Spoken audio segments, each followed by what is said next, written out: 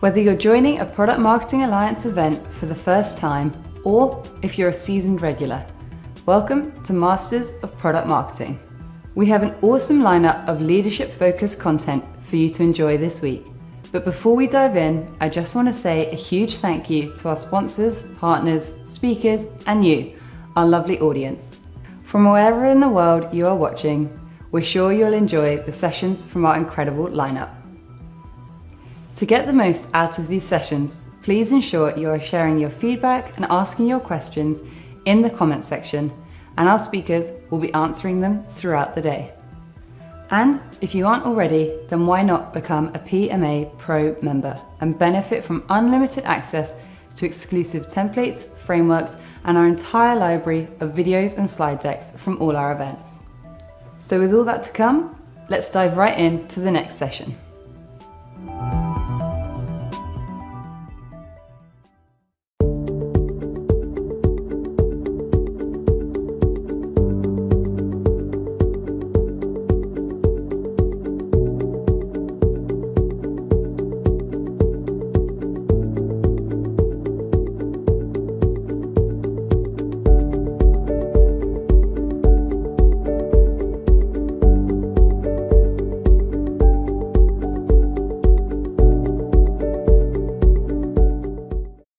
Hello, everybody, and welcome to Masters of Product Marketing. We have an awesome session lined up for you now. I am joined by the fantastic Agalos Mouzakitis, who is the founder of Growth Sandwich, and we are going to be discussing how effective customer research can be a key driver of increased product sales.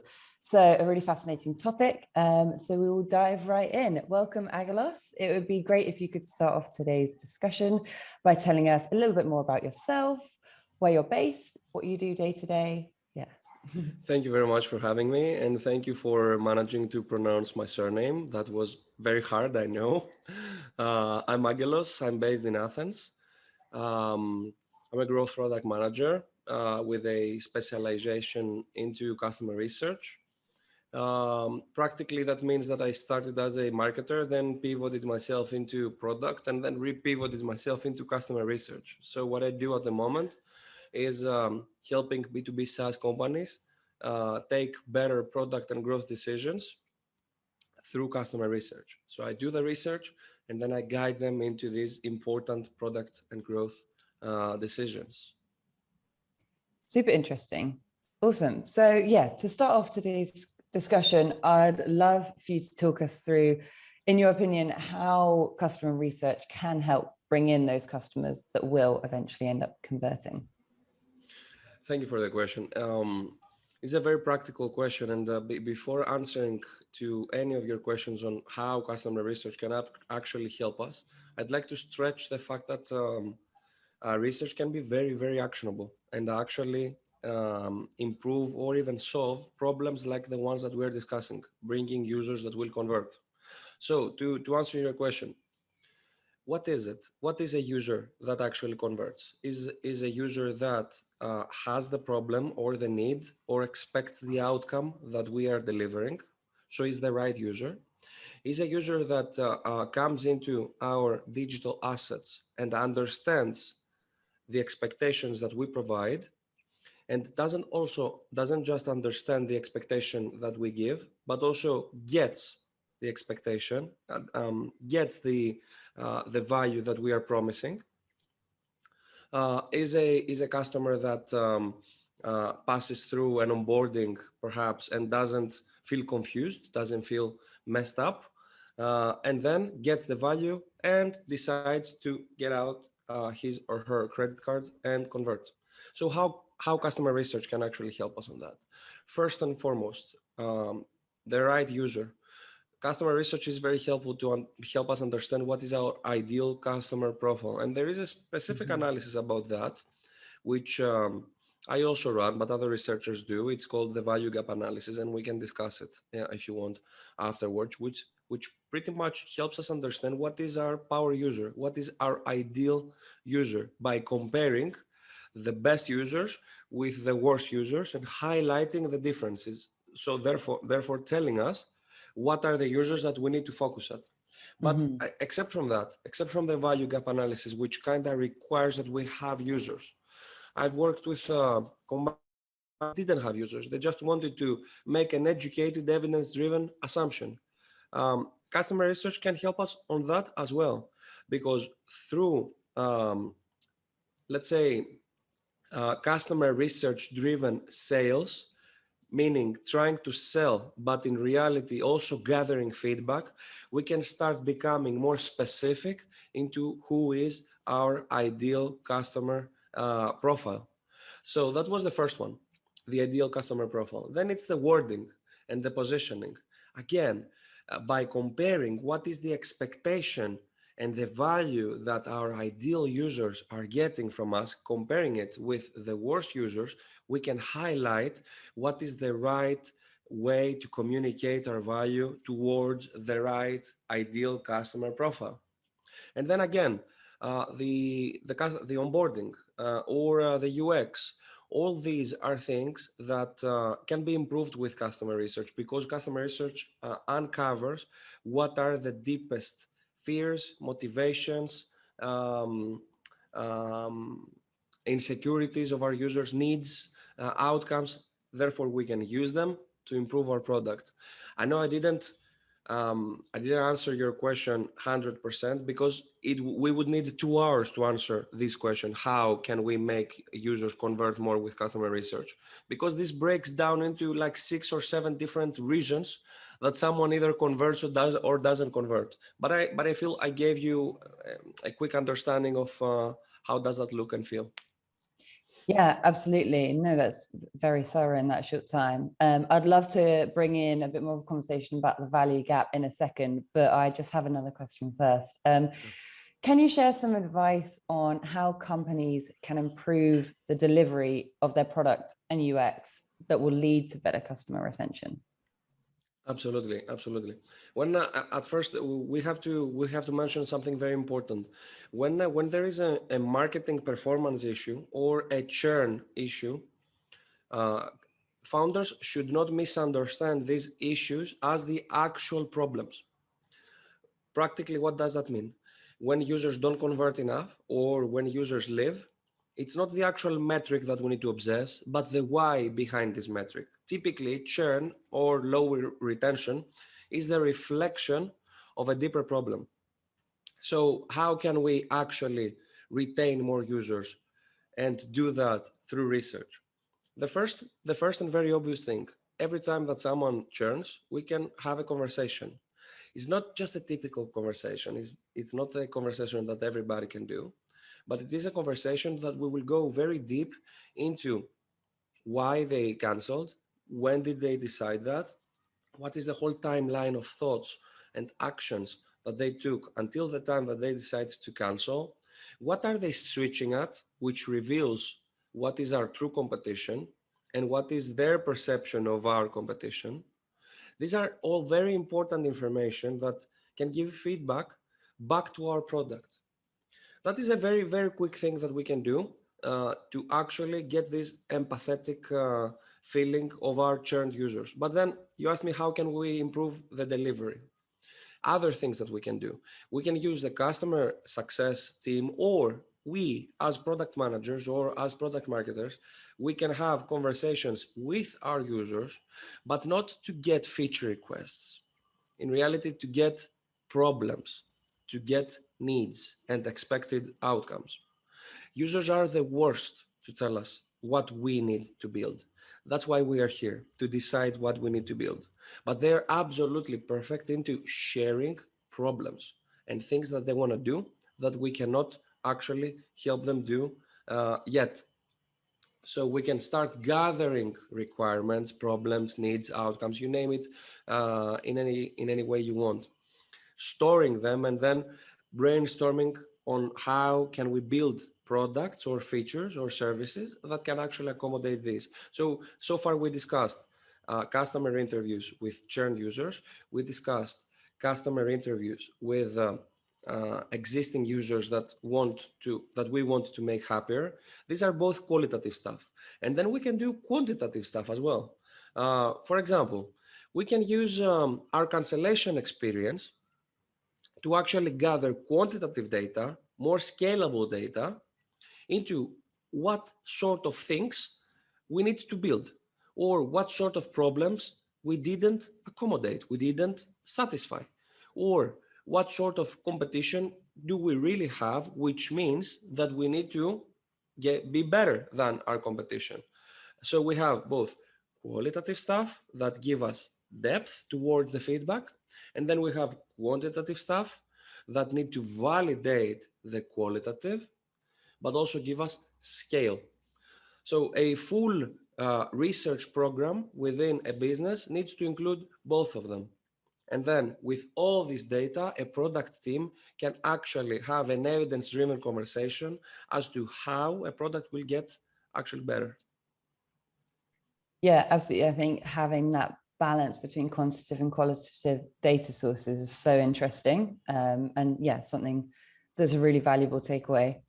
So circling back to the value gap that you were discussing earlier, I'd love to hear a little bit more about that, and in particular, how you think effective customer research can help companies bridge that value gap. Absolutely. Value gap is my favorite thing, is my favorite topic. And it's my favorite topic because in 9 out of 10 cases, it's the reason behind most problems, marketing problems, churn issues, positioning issues. It's the value gap. But what is it? It's the discrepancy behind expectations that we create and actual value that we deliver. So what does that mean? It means that we either overpromise and underdeliver, in which case we have a marketing problem. We have people coming in but then leaving. And a churn problem, it might become, we have a churn problem because we have people coming in and then churning or leaving after the free trial. Yeah. We have the opposite thing. We might underpromise and overdeliver, in which case we have a marketing problem, in which case we have a founder that tells us, I have a few customers that love me, that love our product, but we seem not to be able to find more. And typically they blame the marketer on that. And then we have a third case, which is not over or under delivering, but having a fuzzy positioning that people either don't really care about or do not understand, which kind of creates an imbalance into the funnel, because we have people coming in with an expectation, then realizing that we deliver something slightly different, maybe getting value out of something different and staying, or maybe they don't really get it and leave, in which case there is an imbalance because we still have users that stay, but then it's very difficult again to bring more, in which case we need to do a value gap analysis, which is the following. We start by interviewing the absolutely best users, the power users. So we define what a power user is, and then we need to interview 12 to 15 of them to establish what is actually good. What is it across topics, competition, ideal customer profile, the value that they're getting, the expectations that we delivered. We just establish what is the right thing to hear. And then we do the same in the same research project with failed users. We kind of almost use the same questions, but opposite. So when we would ask, what is it that you are getting from our product? We would ask the failed users, what was it that you expected to get that you didn't actually get from our product? Or something in similar words. Yeah. So we do the same project opposite with churned users, and we highlight the differences. And then we do the same thing with fresh users that just came in. So we ask them, what is it that you actually expect to get from our product? So we have 3 segments: power users, then we have failed users, and then we have fresh users. If you do this analysis and you cluster the feedback, trust me on that, even if you're not a researcher, if you manage to do it correctly, after listening fresh users, you will be able to quickly understand if they're going towards the power user side or the failed user side. Because it's also the power of empathy that helps us do that. If you actually manage to do this analysis and figure out what makes someone become a power user, then you have solved 90% of your problems, because you can make a product that makes them happy, communicate your product and your value in a way that is understandable, find them in the right channels because you know the customer journey. You have all the information on plate. Yeah. Everything is there. No, that's so interesting. And yeah, I think it's so key how you can see initially how people are at first finding, the first interaction with your product, and you can almost predict if they're going to be in that power user or failed user group. And I think as well, it's like when you're so close to the product day in, day out, it's so hard to see it with fresh eyes. You can do tests and user experience tests and things like that, but actually, a new user coming to the product for the first time will tell you a whole lot more. Exactly. Yeah. Exactly. We used to name that close to the productitis. You start losing sense of what is going on. Yeah. And sometimes you just need this fresh perspective. And we as product managers, we tend to be very passionate about our tools and our stack and our metrics and our graphs. But graphs don't communicate empathetically. They tell us something, but we cannot empathize with that. We cannot feel it. Yeah, no, definitely. It's hard to be subjective as well when you've owned or developed certain parts of the product, and outsourcing it is by far and beyond the best way to get an unbiased view. Awesome. On the other hand, though, research has the researcher's bias. So you True. might actually conduct the research or deliver the research or communicate the research in the way that you understood. So it's very important to make it as scientifically robust as possible, to make it transparent. It's not 100% possible to have no researcher's bias because it's people to people. Yeah. But by making it into a scientific way, we minimize that risk. Yeah, absolutely. So kind of on that same thread, obviously there's been a huge amount of kind of value shown already in this discussion. But I'd love to get some advice on how you think product marketers can establish an effective customer research program. So yeah, whether that's kind of methods you'd recommend for gathering feedback, but then also on the flip side, like how they can collate that level of feedback, like you said, kind of working at scale, and actually, navigate to identifying those key trends or pain points that keep recurring. Okay, great. I don't want to spend time on user recordings or CSAT and PS metrics because these are popular stuff. Everybody pretty much knows them, and we use them for quite some time. I want to focus on the others, on the dark side. So I have to propose three things. First thing, use existing digital client touchpoints. Use your onboarding and use your cancellation survey to squeeze questions that actually have research value for you. For example, what is it that you expect?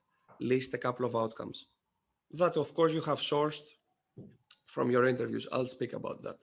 When someone leaves, ask them what is it that they're switching at, and be careful. You might name a couple of your competitors, but it's important to actually understand what each competitor represents for your customers. So think in a jobs to be done way, let's say. Think what is it that they're switching at? What does that represent to them? So we have two client touch points. We have to squeeze a couple of research questions. It's not onboarding doesn't belong only to marketers, and cancellation doesn't belong only to product and customer success people. Everybody can squeeze as soon as we have some capacity for that, okay? Because if we make a very huge onboarding, that will backfire on our results. And the same applies to the cancellation survey. That's the first one. Second, take advantage of your real human client touchpoints. So if you have Salesforce and customer success people, train them and put a couple of questions into their sales pitch or into the script that they're using with their customers that you actually influenced and gathers feedback for you.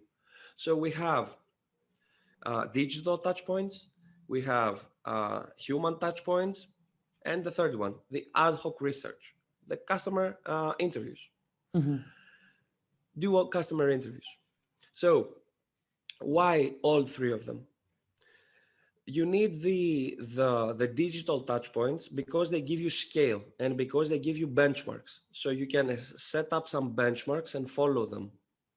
if you're doing a good job. Also, they are easy, and they give you Mm-hmm. valuable feedback without you doing anything.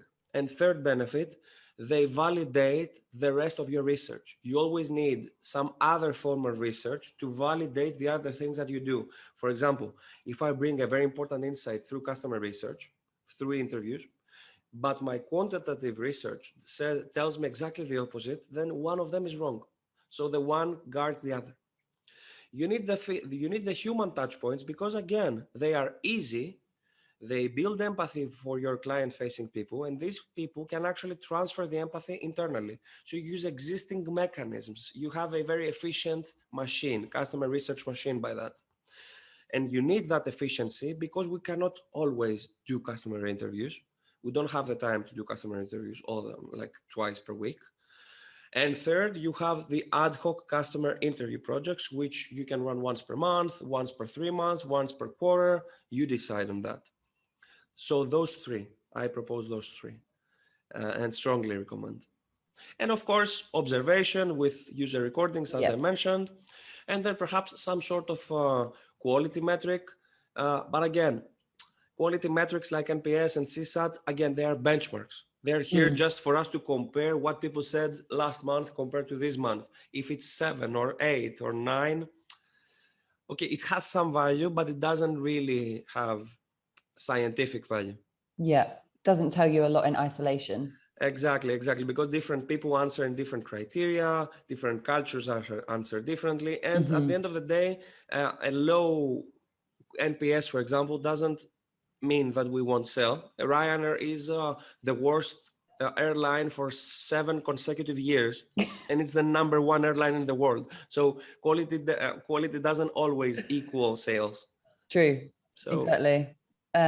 Awesome. And then in terms of kind of crunching the data, like how do you think that they can like marketers kind of undertaking this project can process that data and identify those key trends and kind of, yeah, do you have any advice in that area?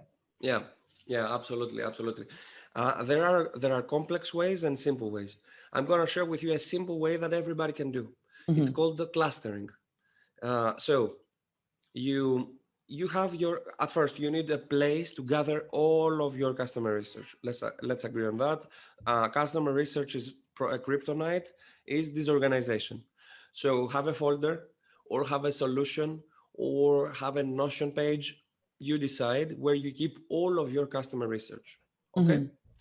But as soon as you have all of your customer research, you have to apply an observations system. That's what I do. Um, you check your interviews or you check your research and you just underline things that are interesting and Mm-hmm. you name them observations. It might be something that the user said. It might be something that the user implied and you feel very comfortable to mark it as an observation. It might be something else. Important things that you check and you find some value into them. And you do that across your research. And Mm-hmm. then you just try to find themes across all these observations and create thematic bubbles of these observations. So thematic bubble might be, I don't know, a specific problem that lots of users seem to report. Or another value might be the price. It Mm-hmm. doesn't really matter if all the bubbles will have the same let's say if they will be consistent. For example, there will be features, all of them need to be features, or all of them need to be that, or all of them need to be this. No, it can be anything. It might be something that impacts your marketing or something that impacts your product, but in that way you can create themes. And then, very important, as soon as you create these themes, take all these videos that you have and create a short clip of these observations. You need that because the second customer research is kryptonite is lack of communication and lack of empathy with the rest of the team. So make your analysis, make a nice presentation, make a video and give the video to the rest of the team to see what you're talking about. And then you have won because you have brought people on board. Yeah, I love that. Like, it's not only the challenge of distilling all this feedback, but also how you communicate that internally to everyone that's involved. No, that's super important. And yeah, kind of on a similar thread, I know we've mentioned, marketing, product, customer success, but in your opinion, who is best placed in the org to undertake customer research, or does it change from company to company? Kind of, how have you seen it working best? It depends on the size of the business. I'll answer that experientially. I don't have a by the book answer to that, but I've seen small businesses of 10 to 15 or 20 or 30 people to have the product manager doing that. Or sometimes it's the founder that does that. Sometimes it's customer success that does that. Yeah. Statistically speaking, customer success does that, but doesn't do it in the way that product managers want or founders want. So one of them, or they might be together, or it might be product manager. When the company gets bigger, they have researchers, or they have a cross-functional team that does research. So they have someone from marketing, someone from product, and someone from UX that does marketing. When it comes to UX, this is a special case. UX research is a different story. It overlaps with the research that we are discussing that solves marketing problems, but UX research has specific needs that needs to accommodate. When I'm designing a feature, I need to get some answers to specific questions. Yeah. When I, as a product manager, as a product marketer, I want to improve marketing, I have some other questions. Some of them overlap with UX, but we cannot ask everything. Okay, so UX research is slightly different because it goes back to requirements, to how something will be designed and delivered as a feature. As a product marketer, I work more on the customer journey, needs, fears, motivations, also important for UX, but not the only important things for UX. So separate those two researches, because they are different and you cannot combine them. You cannot always mix them. Yeah. No, I think that's important. And I like the fact that you're kind of understanding that it's fully cross-functional, and actually for it to be a success, there's only so many kind of customer touch points like you're touching on before, and you've got to accommodate the priorities of the product manager, the marketing pain points, and the customer success questions as well. And yeah, kind of having that holistic overview, I think, is really useful. Awesome. That wraps up all my questions, my grilling of you, Angelos.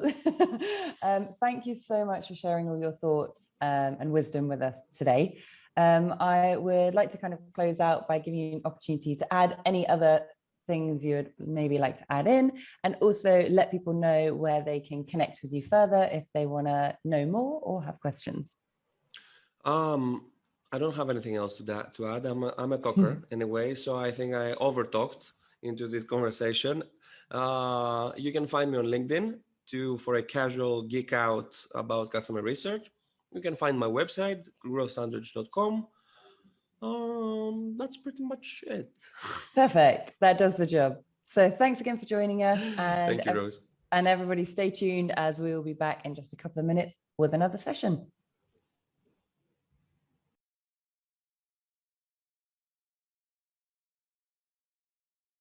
Vidico, how does it work? You tell Vidico, hey, I need a video. Let's say for a product launch. We say great. We can produce a brand video, case study, software walkthrough, even animation. That was cool. Yeah, it's pretty cool. Vidico is like going on a road trip with the fam. Whether you're in tech or e-commerce, we guide you through the whole process and make you a video you'll be dying to share.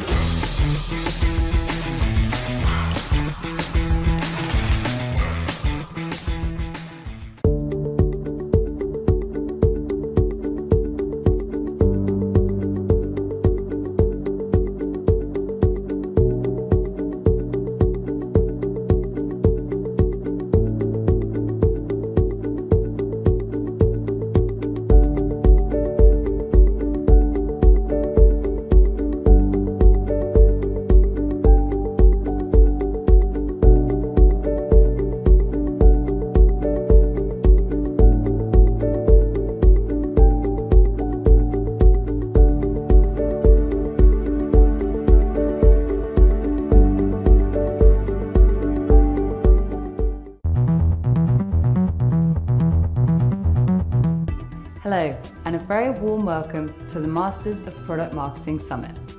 We have an awesome lineup of leadership-focused content for you to enjoy this week. But before we dive in, I just want to say a huge thank you to our sponsors, partners, speakers, and you, our lovely audience, for making this event possible. With expert presentations and specialist talks on the agenda, you are in for a real treat today. Please ensure you are sharing your feedback and asking all questions in the comments section of the video, as our speakers will be answering them throughout the day.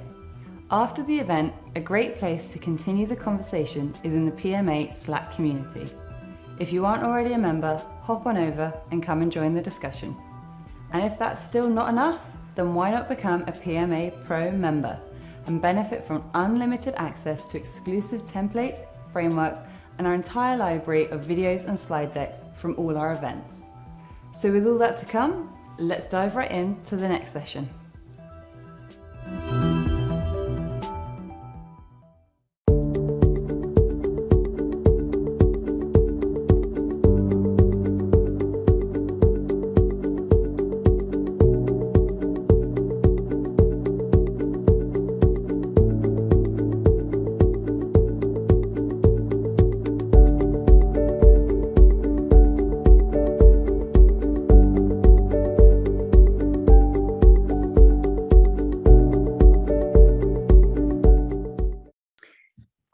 Hello, everyone. Welcome to our fireside chat that will focus on onboarding funnel optimization. I'm very excited to have Nadav Turnilas here with me. He's the head of product marketing for funnel at Wix, and he's joining us from Israel. And my name is Yana Freyova, and I'm product marketing lead at Spendesk, which is a French-based fintech company. So Nadav, it's really great to have you here today. Can you tell us a little bit about yourself before we dive into the actual fireside chat? Hi, Anna. Hi, everybody. Great to be here. Yeah, so like you said, I'm Nadav. I currently work as the head of product marketing for the funnel at Wix. Currently in Tel Aviv. I've been at Wix for the last year and a half or so. Most of that time during COVID time, so most of the time not in the actual office, but from right here in Zoom. And yeah, I've been responsible for everything product marketing related to the funnel and onboarding at Wix. So that's the messaging, the messaging strategy, market research, competitive research, and strategic kind of projects around what we do with our onboarding and our funnel. Before that, I was doing product marketing at Vimeo in New York. And prior to that, I spent several years at Microsoft back in Redmond in Washington. So yeah, that was my journey to today. And during all that time, I kind of been working on both product marketing with a very heavy concentration on onboarding and optimization and funnel optimization. So it sounds like you're a real expert to talk to us about onboarding optimization today. I hope so. So I actually was wondering what the onboarding is. How would you define it? Where does it start and where does it end? Because I suppose some companies may define it a little bit differently. Right. So I think a lot of people define onboarding basically as something that happens right after you sign up and then ends when we're done asking you questions. But I define it a little broader, and I think that the kind of the industry is going in that direction as well. I think onboarding starts once a user lands on one of your owned assets, right? So once a user lands on a landing page or a home page or something like that, and then goes through sign up, then goes through an onboarding flow where we ask questions, we provide information, and then continues all the way until a user actually starts using the product, right? So once you land in the product and start using it, that's where onboarding kind of ends and engagement begins. But onboarding, as we'll talk about, kind of needs to feed into the next stages and it'll help with the next stages of adoption and engagement with the product. But the beginning stage is landing on an owned asset, a landing page or a home page or something like that, and goes all the way through towards the user starting to use the product. So it sounds like it's a really crucial part of the process of making sure that the user becomes a fan of the product. Essentially, it's like the first time they're introduced to the product in a way. So can you tell us a little bit more, why is it important to optimize that onboarding funnel?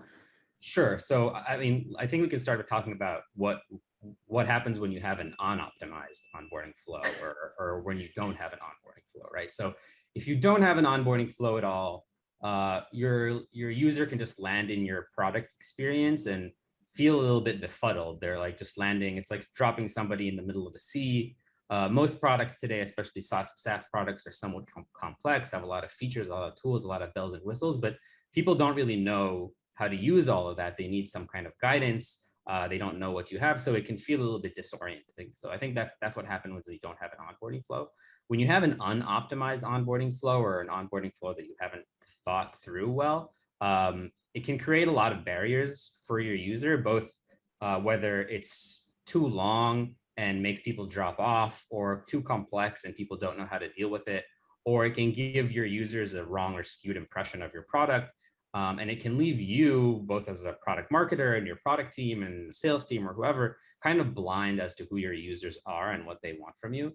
So kind of to go from that negative aspect of what's a bad onboarding flow does to what a good onboarding flow does, it really helps you gather actionable information about your users. It helps you understand who your users are and what their intent is. Like, why did they come to you in the first place? It removes barriers to conversion or advancements across the user journey, right? So there might be certain things that are stopping users from moving forward, whether it's during the onboarding flow or later on. So a good onboarding flow, you can use it to identify barriers, or you can optimize your onboarding flow to remove barriers.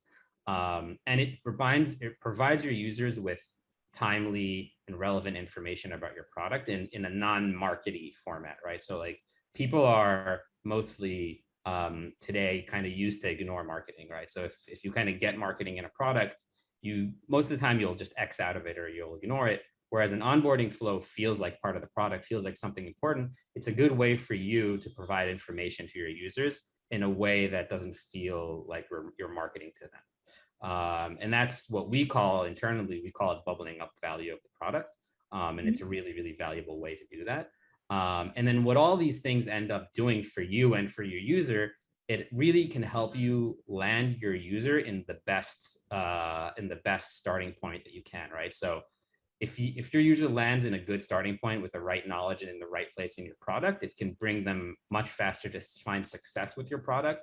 And then for you to improve your conversion KPIs.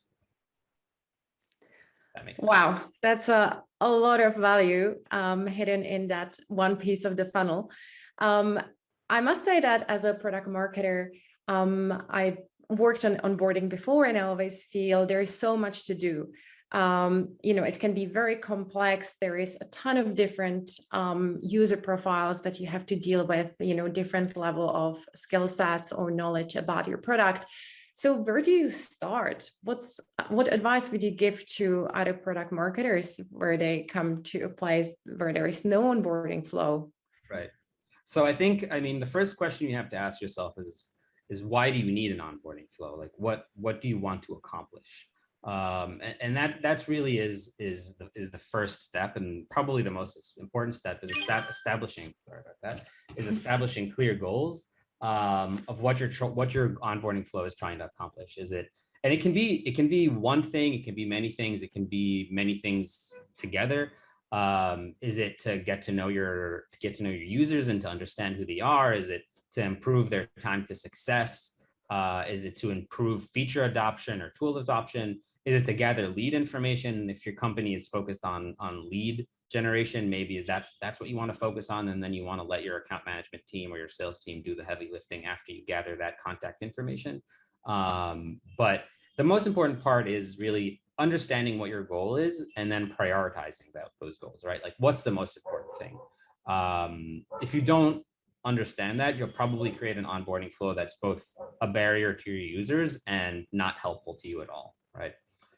Once you know your goal, you have to pick the right questions and the right number of questions that you want to ask, right? So I think every product marketer I've ever talked to had a lot of questions about who their users are and what they want to do, right? Like there's always like some snippet of information that we know about our users, and then there's like a whole iceberg below the water type of meme situation where about our users that we don't know much about them, and we always want to answer that question. And then I've seen a lot of onboarding flows that just try to answer all those questions at once, and that's not the goal of an onboarding flow, right? The onboarding flow isn't there to answer all your questions. It's there to help you optimize your funnel. It's there to help you get users to success faster.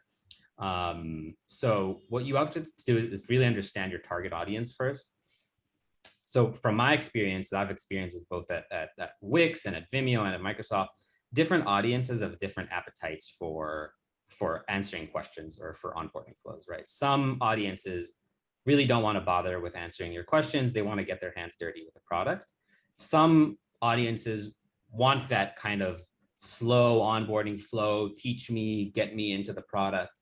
So you really have to understand who you're talking to, and that will depend, based on that, it will depend on the length of your onboarding flow and where you put it, right? So your onboarding flow can be right away, it can be optional, it can be mandatory, it can be later on in the product, it can be a walkthrough flow, it can be a lot of different things. And that really depends on who your audience is and what their appetite is and how they kind of treat the onboarding like actions that they have to take. And then you have to make sure to keep, once you understand it, even if you do have an onboarding flow, always keep it short, right? The biggest mistake I always see is really long onboarding flows with hard questions, right? You only want to ask the most important questions. And what are the most important questions? The most important questions are actionable questions, right? Only things that you can do something with. If you're just asking a question just to know, then that question shouldn't be in your onboarding flow. It should be in a survey. If it's just for information gathering, or if you want to use it to like inform your product roadmap or to understand where to put money in acquisition, that's great. That's really important information, but that's not what onboarding should be doing. Onboarding should be doing things that are directly actionable, either later on in the product or as a starting point, or in the way that you can message your user within the product, right? It should always feel like it's an organic part of why the user is there. So I'd say that's kind of the top level action items. I would say is define your goal, and then make sure to prioritize and ask only the most important ones. Remember that people have like a very short attention span, and if you ask more than like 4 or 5 questions, usually they'll either start skipping or lose their ability to pay attention. And then only ask things that you know that you'll be using, that'll be actionable for you or for your user, or that are really important to bubble up information that your users should have and should know. So I'd love to follow up a little bit on what you've just said. So do you work at all with user researchers, for example, to better understand the personas before you created the flow? And then also from what you said, it sounded like you do ask quite a few questions in the actual onboarding flow. So could you give us a little bit more examples about those questions as well, just to make it a bit more concrete? Right. As far as user research, so I personally do a lot of my own user research. I think that's really important for any product marketer, is to make sure to talk to users and have conversations with them about like what their intent is, why they're coming to the product, what the value is, and kind of who they are. And if you're building an onboarding flow and that's why you're doing the conversation, ask them like, how has your experience been with onboarding flows in the past? Like, do you mind answering questions? What would you be your preferred way to get into the product? Would you like a tutorial or some slower way of getting in, or would you prefer to just jump right in? In previous roles, I've worked very closely with user research teams, and I actually still do. User research teams, data analytics, all super important before you start building your onboarding flow to be able to know who's coming and what kind of audience they are and what their appetites are. I think the second part of your question is like, what kind of questions are usually asked? In the actual onboarding flow, because you mentioned that you ask users questions in the onboarding flow. So I would just love to hear some concrete examples. Yeah, so I think it really depends on again, your goal, your audience, and your product and what you're trying to do. But I can think of like a few things that I found are pretty common across the industry in general. I think most companies want to understand the user's intent, and that is usually one of the first questions to be asked. There's different ways to ask that question, and there are different types of intents, but usually you want to know, like, why did you come here, right? So most products have a few different use cases, and you want to be able to kind of pigeonhole each user into the use case or the main use case that they came to your product for, right? Is it in Wix's case, did you come to just build a website? Did you come to sell things online? For instance, when I was at Vimeo, it was you could ask the question, it's like, are you here to just have a platform to show your videos, or are you here to try to get customers, or are you here to create a marketing video? Like, what is the reason that you came? And then once you answer that question, you can lead them down very different paths, right? Like you can lead them down personalized paths based on the response to that intent question. And then after that, you can start asking questions about who they actually are. Like, are they a business? What's the size of the business? Are they an existing business? What tools do they use that are relevant to your product? Like, are they using add-ons or things like that? Or if it's important to you and you want to know about like competitive sets, you can start asking about like, what competitors do you, what do you like? Here's a list of products that we compete with. I mean, you won't say compete, but that are relevant. Do you use these? You can ask them questions about tools that they might want to use. Like, so if you have, like, Wix is, for instance, a very, very large platform with a ton of tools that most users aren't aware of all the things that you can do on this massive business platform. So what you can do is like, what are some tools that you think you might want to use, and then give them the options. And in that way, you both kind of learn more about their intent and what they want to do, and you're bubbling up a way to show users the tools and features that you have that they may not be aware of. So you're using the question to personalize the onboarding flow and lead them down the right path of onboarding. Right, like a very optimized onboarding flow will change based on the responses to the questions that users have. And then like a really well done and really optimized onboarding flow will also change the end experience, right? Like where a user lands based on their responses. So if you say that you're interested in X feature, will land you in a dashboard that has that feature kind of bubbled up and featured. Or if you say that you're interested in use case Y, then we might have different landing spots for you, right? We might have like a dashboard, or we might have the actual product itself, or we might have a different part of the product. And as a starting point, we might land you there with a tutorial or a walkthrough that's relevant to the thing that you want to do. So that's like a really well done and optimized onboarding flow that's kind of modular and custom to the responses that you give.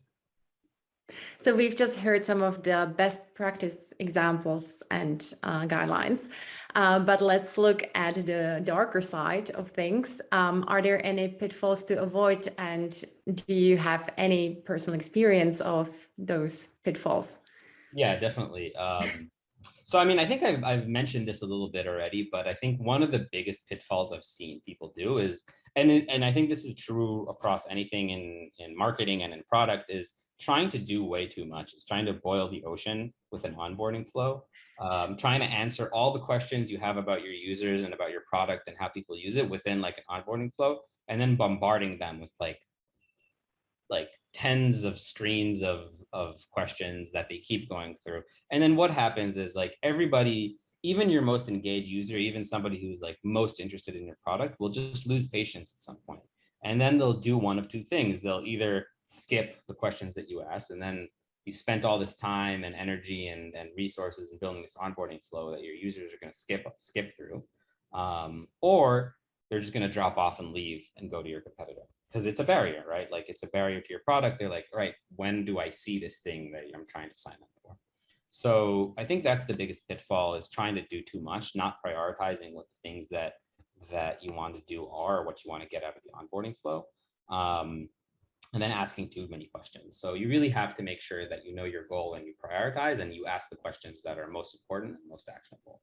Another pitfall that I've seen, and by the way, yes, I've seen that in my personal experience where we just like added questions and we saw just a sharp decline in the number of users either completing the onboarding flow or actually getting to the product. And then what we do is we optimize and we run A/B tests of taking certain questions out or making it easier or making the UX a little easier to answer. But you have to just really make sure that it doesn't feel long and takes a long time. Do you have, sorry, just a quick question on quantitative. Do you have any rule of thumb to follow in terms of what's the ideal number of questions or length, or it really depends every single time? I think it really depends on the audience. I would say if you don't have an onboarding flow and you're just starting and you don't have data, I would say start with no more than 3 or 4 questions. And then, I mean, in general, what you should always be doing with an onboarding flow is you should be always optimizing it, right? You should always be running A/B tests based on performance and trying to improve it. But even if you start with a really short onboarding flow, like 2 questions, like what's your intent and what's your role, something like that, then you can always test through adding more and see what happens, right? Like you can, even if you don't have enough of a population to get to statistical significance with an A/B test, you can see if if you add another question, you can see if there's a huge drop off, right? If people drop off or if it adds value for you. So I think the rule of thumb is start with a few, 3 or 4 at most, maybe 2 if it's good enough for you, and then work through adding more and seeing what happens. I would say always, if you're just at the beginning, always err on the side of simplicity. Yeah, I think that would be, I mean, I don't think it's a rule of thumb per se, but that's what I would say is probably best practice. Keep it short and simple, like with a lot of things in life. Yeah. Are there any other pitfalls that you have in mind? Yeah, one other one is I think is complex questions or questions that are hard to answer, right? Like you don't want to be asking philosophical questions or things that if it takes you as the marketer asking the question, if you're asking that question of yourself, if it takes you more than 5 seconds to answer that question, then it's wrong. It shouldn't be in the onboarding. Like, onboarding questions should be something that you can just click right through. Like, oh, okay, yes, I know all these. Why did you come here? I know what is your role? I'm a product marketer. Whether that, like, it should be very, very easy. If the question is in any way hard to answer or requires much thought at all, it probably shouldn't be in there. I think an example of that is companies that ask about like your revenue. I'm not sure that that's always like a good idea to have, right? So like asking about a revenue question, right? Because it's hard to answer, or some users don't want to answer that. It can create a big barrier. So unless that's super, super important for you, and for some companies, it's really important to know that when they're collecting leads or users coming on to know like what their annual revenue is, I would not ask a question like that because it creates a barrier for users to respond to. Yeah, I agree. Sometimes I always ask myself, how much revenue does your company make? And that's definitely one of those over 5-second questions sometimes as well. Exactly. Just like, I just think I mean, there's places to ask that question. Onboarding flow is not one of those places. A good onboarding flow, I mean, you'll spend a lot of time on it and you'll put a lot of effort and resources in, but a good onboarding flow is something that users spend hopefully less than a minute on. And a good rule of thumb. Yeah, exactly. And then looking ahead, what are some of the more long-term benefits of an optimized onboarding flow? Yeah, I mean, a good onboarding flow can really teach you a lot about your users, your customers, who they are, what they want to do. And it can also, as time passes, it can also show you a lot of trends, right? So you can see if there's a change in the way people are answering your questions. You can see how those responses change based on how your product changes. So you can kind of link the way your company and product changes with those responses and see trends. You can see how your customer base is changing, how people's needs and general trends are changing. And then it can it's like a very, very good kind of pasture for optimization and A/B testing, right? So you can learn a lot by A/B testing your onboarding flow. And I think an onboarding flow is something that should be a living creature, right? Like you shouldn't just build an onboarding flow and say, okay, that's done. See you in 5 years. You should always be like looking at the data, seeing how people are converting through it, whether it's achieving your goals, and then trying to improve it all the time with A/B tests, or if you don't have enough traffic for an A/B test, just making changes and seeing how it moves your approximating statistical significance later on in the flow. But you should always be making changes and trying to figure out what's in there. Yeah, so I mean, that's kind of the helpful part for you or for your business, but you can also use it. It's long term. It can help. Well, actually, that's also useful for you as well. It can help you with awareness and brand and with your brand by, like I said, bubbling up a lot of tools and features and information about your platform or your product that usually it's hard for you to talk about, right? Like if your brand or your product is about one main thing, but you have a lot of cool tools and features that people that are more advanced or people kind of don't usually attribute with your product specifically, you can use your onboarding flow to bubble those things up by asking them like, hey, do you need this thing? And then that does two things, right? It both bubbles that up and it gives you a feedback loop of whether people actually need that tool that you built. So I think long-term, those are some of the things that can really, a good optimized onboarding flow can really help you with. Thank you. This was really interesting. Do you have any other advice or to give to people, or any key takeaways you'd really like to highlight? Yeah, I think that to summarize, like just the key takeaways is I think it's important to have an onboarding flow, and an onboarding flow where you're thinking about it all the way from your landing page or your homepage to product. Not necessarily product adoption, but just first usage of your product. And you have to see it as a tool to help your users start off successfully with the product or get to a good starting point with your product. And then when you're thinking about a good onboarding flow, remember to keep it short, prioritize it for actionable questions. Don't ask things that are nice to have or nice to know. That's not the place for it. And always make sure to ask questions that are easy to answer, not things that are just really hard or that require too much thought. So to summarize in very few words, it sounds like the key takeaways is have an onboarding flow, keep it short and simple, and test. Oh yeah, I forgot. always be testing. ABC. Awesome. Well, Nadav, thank you so much for joining us today and giving us some of the insights and guidelines from the many years of experience at some of the world leading companies.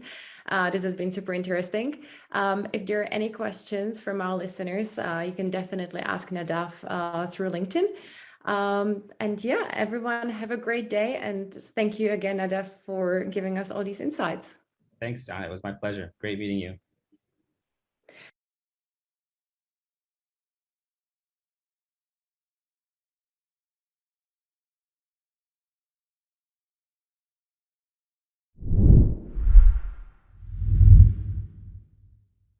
When someone mentions your competitors, does the conversation at your organization swing wildly between willful ignorance and reactive panic?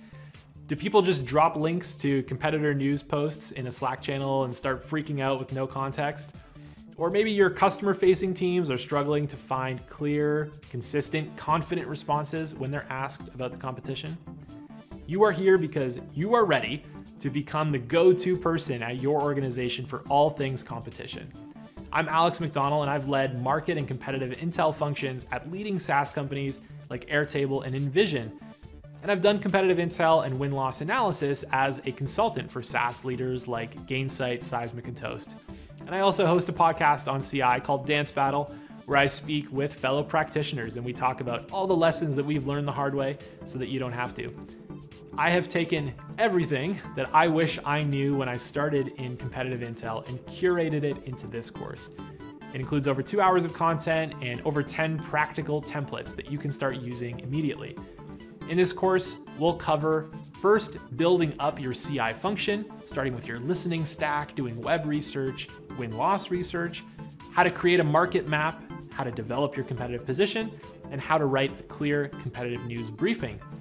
Then we'll go deep on how CI serves different stakeholder groups around the organization, with a focus on sales and customer success first, then marketing, product, and finally executives.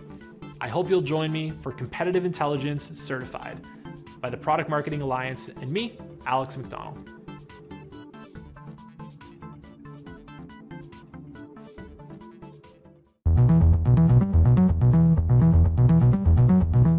Hi everyone, we hope you're enjoying the Masters of Product Marketing Summit so far.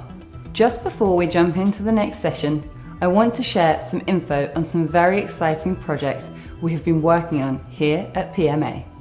As you know, here at PMA, we are dedicated to elevating the role of product marketing. But as the function grows, we have been focusing on how to develop the best product marketing leaders for now and the near future. Two exciting ways we have been doing this is through our Product Marketing Certified Leadership course and the introduction of our exec membership plan. Product Marketing Certified Leadership will equip you with the insider knowledge you need to create a lasting, successful career as a product marketing leader. In it, we'll equip you with the fundamental skills required to guide your team with authority, confidence, influence, and innovation. Our exec membership plan gives you all the benefits of our awesome Pro plan, in addition to our exclusive leadership community, strategic templates and frameworks, leadership peer councils, monthly masterminds, a recruitment hub, and a whole lot more. We will be sharing more details on both of these throughout the week, but if you want to chat in more depth, why not reach out to me through the PMA Slack community. But for now, on to the next talk.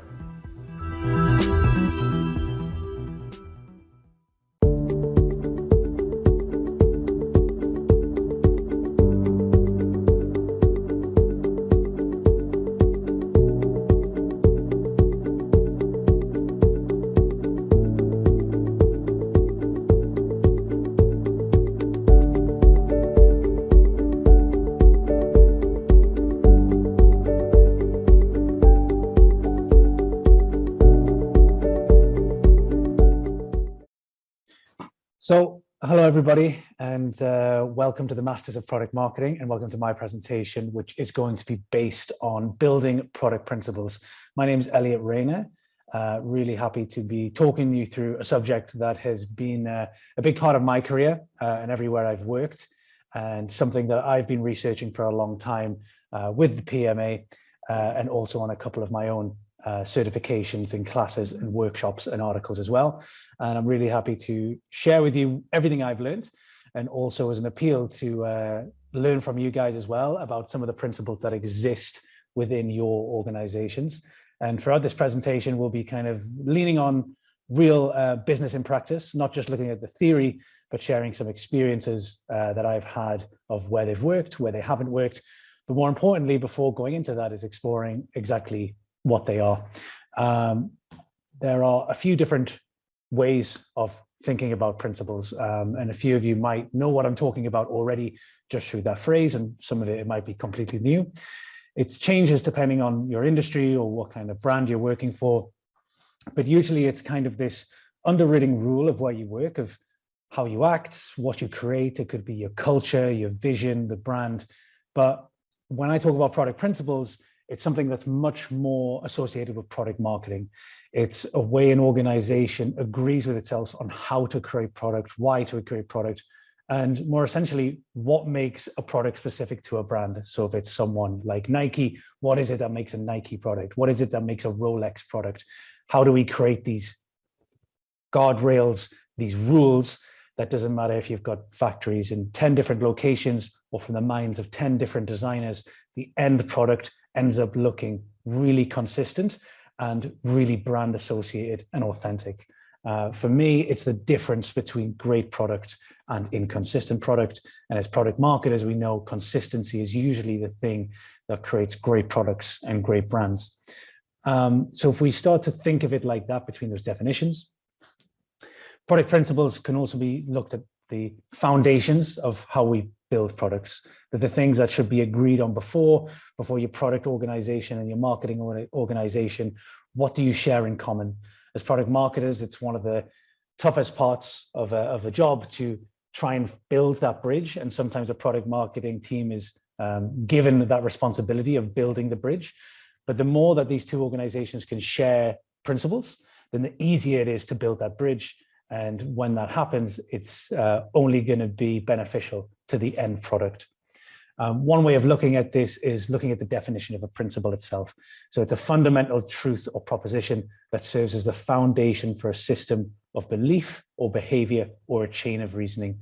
So more than now, it's something that we can all agree on, whether it's one thing, 10 things, 100 things, if it's written down, if it's just something in the air, it's in the culture. It's a fundamental truth that a group of people, creators, products, marketers, all share when they're creating product. And this is one of the key ways I like to look at it, is really it should come from the inside. Product is really built as a reflection of your team's values and vision, and it's designed to bring clarity and consistency to their shared strategies. So if you make this agreement an investigation of what makes you authentic as a brand, have that written down and given to a number of different teams, that means by the time you get to the end of a cycle or a window or a season, the product that's created usually is consistent and different to your competitors. It has authenticity because it's been coming from a core place. But that's not always easy about how actually you come to that place. This is something that I'm sure you've all seen being passed around. It went viral as a way of highlighting the importance of storytelling. Storytelling is something that I teach a lot, and it's a course that I have here with the PMA, and I use this as an example all the time, that usually this is how we can use a story based on our principles, but this can also be quite misleading. This kind of meme suggests that any story can improve data, where it's not the case. You can also have a bad story. The difference is when you have an authentic story. And for me, that's what makes a difference between a great brand or a great product, is that great storytelling. And when we think about what is great storytelling, it's usually because it's authentic. It comes from an authentic place. That means the story is believable, and then the product is attractive. One more quick example before we jump into a little bit more detail about how I'd like to structure this presentation is to just give you an example of principles in practice. This is one brand which I'm sure you're all really aware of. It's been one of the highest growth brands during the COVID times, and it's Oatly, the oat milk substitute. And they have got a very strong grip on what makes them different, who they are, who their consumers are. And by knowing those things, they're able to communicate in their product. And that's clear in every campaign they do, every major commercial, their product launches. But as you can see on this picture, it's also extremely clear just in the product itself. Every single one of these, if you take the opportunity to read it, is bursting with their individual personality. As you can imagine, how something like this can be very successful in getting off the shelves and building that relationship with the consumers. But that's only possible, I believe, through a really thorough understanding of who you are. And it's not enough just to know who you are. You need the whole organization to be communicating it so that the customer knows that as well. And I believe the best way to do that is through product principles. So what I'd like to do today in the 30 minutes that we've got is just to focus on three really simple things that we can take from this. One is an understanding of what product principles are, which I hope we've already exploring that now. Two is understand how to build them within your own organization, whether you're a product marketer, a CMO, or just a part of a smaller organization. What are the solutions there? And three, and finally, understand who they are for. And my belief, and the more that I read and study and speak to people who work within big organizations, is that the product marketers are really the best suited, not just to build and craft them, but to deliver and live and breathe these product principles as well, as they are the best connection between the product and market organizations who should be using them the most. Okay, so let's focus on those three areas. And what I would like to do is share my own experiences through my career of the brands that I've worked on. I've spent over 15 years working in the sports industry for three different brands, first being Adidas, second being Asics, and now with a sports tech brand called Arian. And what I'd like to do is use my experience at all three of them, showing my experiences of how product principles are executed within those organizations as a way to communicate the what, the how, and the who. And first of all, I'll start with the what.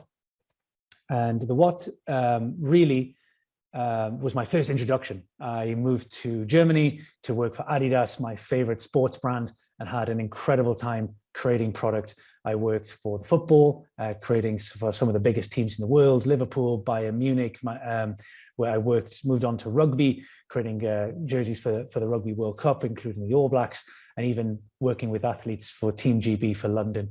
So getting used to creating product directly for athletes for this great sports brand. And when you think of a brand as big as Adidas, they have creation centers all over the world, in America, in Asia, in Africa. They have thousands of different designers, thousands of different product managers, lots of different product marketers. And yet when you walk into one of their stores, which I'm sure you've done before, you have the feeling like you're walking into the mind of one single designer, or at least the feeling of being everything being extremely consistent. And it's not an easy thing to achieve. You imagine how many different teams, how many different verticals, how many different seasons. It's a very difficult thing to align all of these things to make them look consistent. And one of the ways that Adidas tries to achieve this is to bring alignment through agreed principles. And one way they did this is through this. These are the Adidas standards. If you don't know, the founder of Adidas is a man called Adolf Dassler, and he was a shoemaker. And he kept a meticulous set of diaries about his experiences and wrote them down in his diaries. And after 50 years or 75 years, the teams decided to take these notes and convert them into kind of rules that anyone who works for Adidas can follow. And not only was this a really inspiring and motivating and cultural experience to get this book, but what it did is create these shared rules, these agreements that people could make.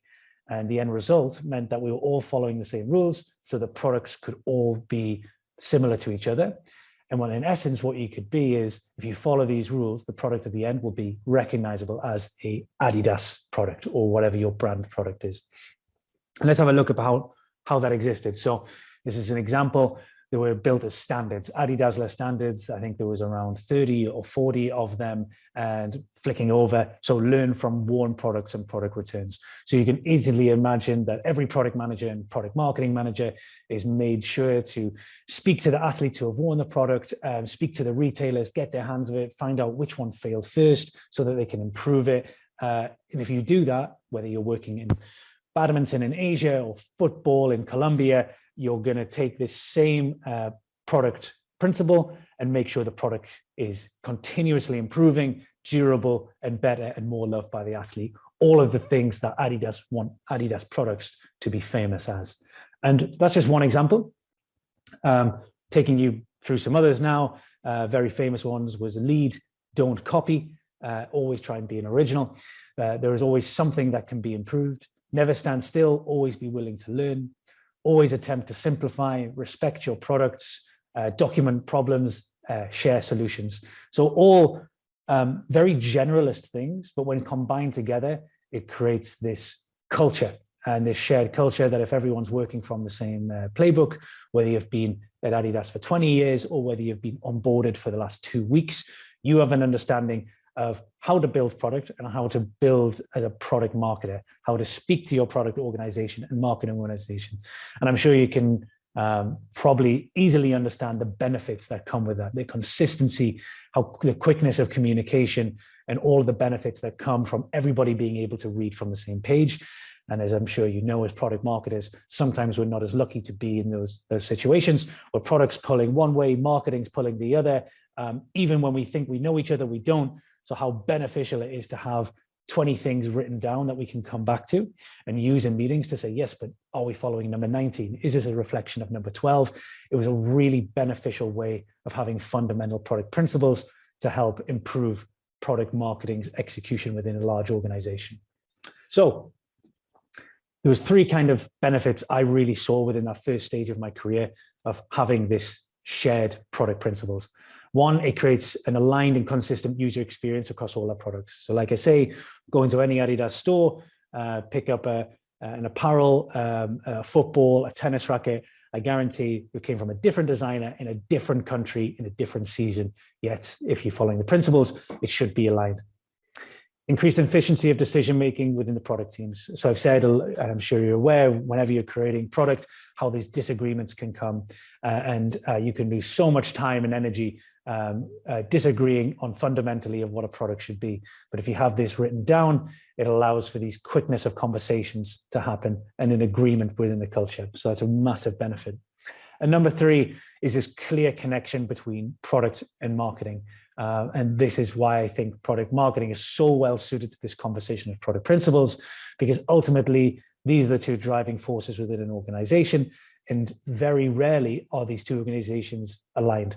And product principles can be one of those consistent ways to make sure we're all reading from the same page. So hopefully that explains a lot about the what product principles are and how they can appear in an organization. It can be a physical book of 20 rules that can exist. It's not the only way, but that's one great example of it. Next, I would like to discuss a little bit about the how.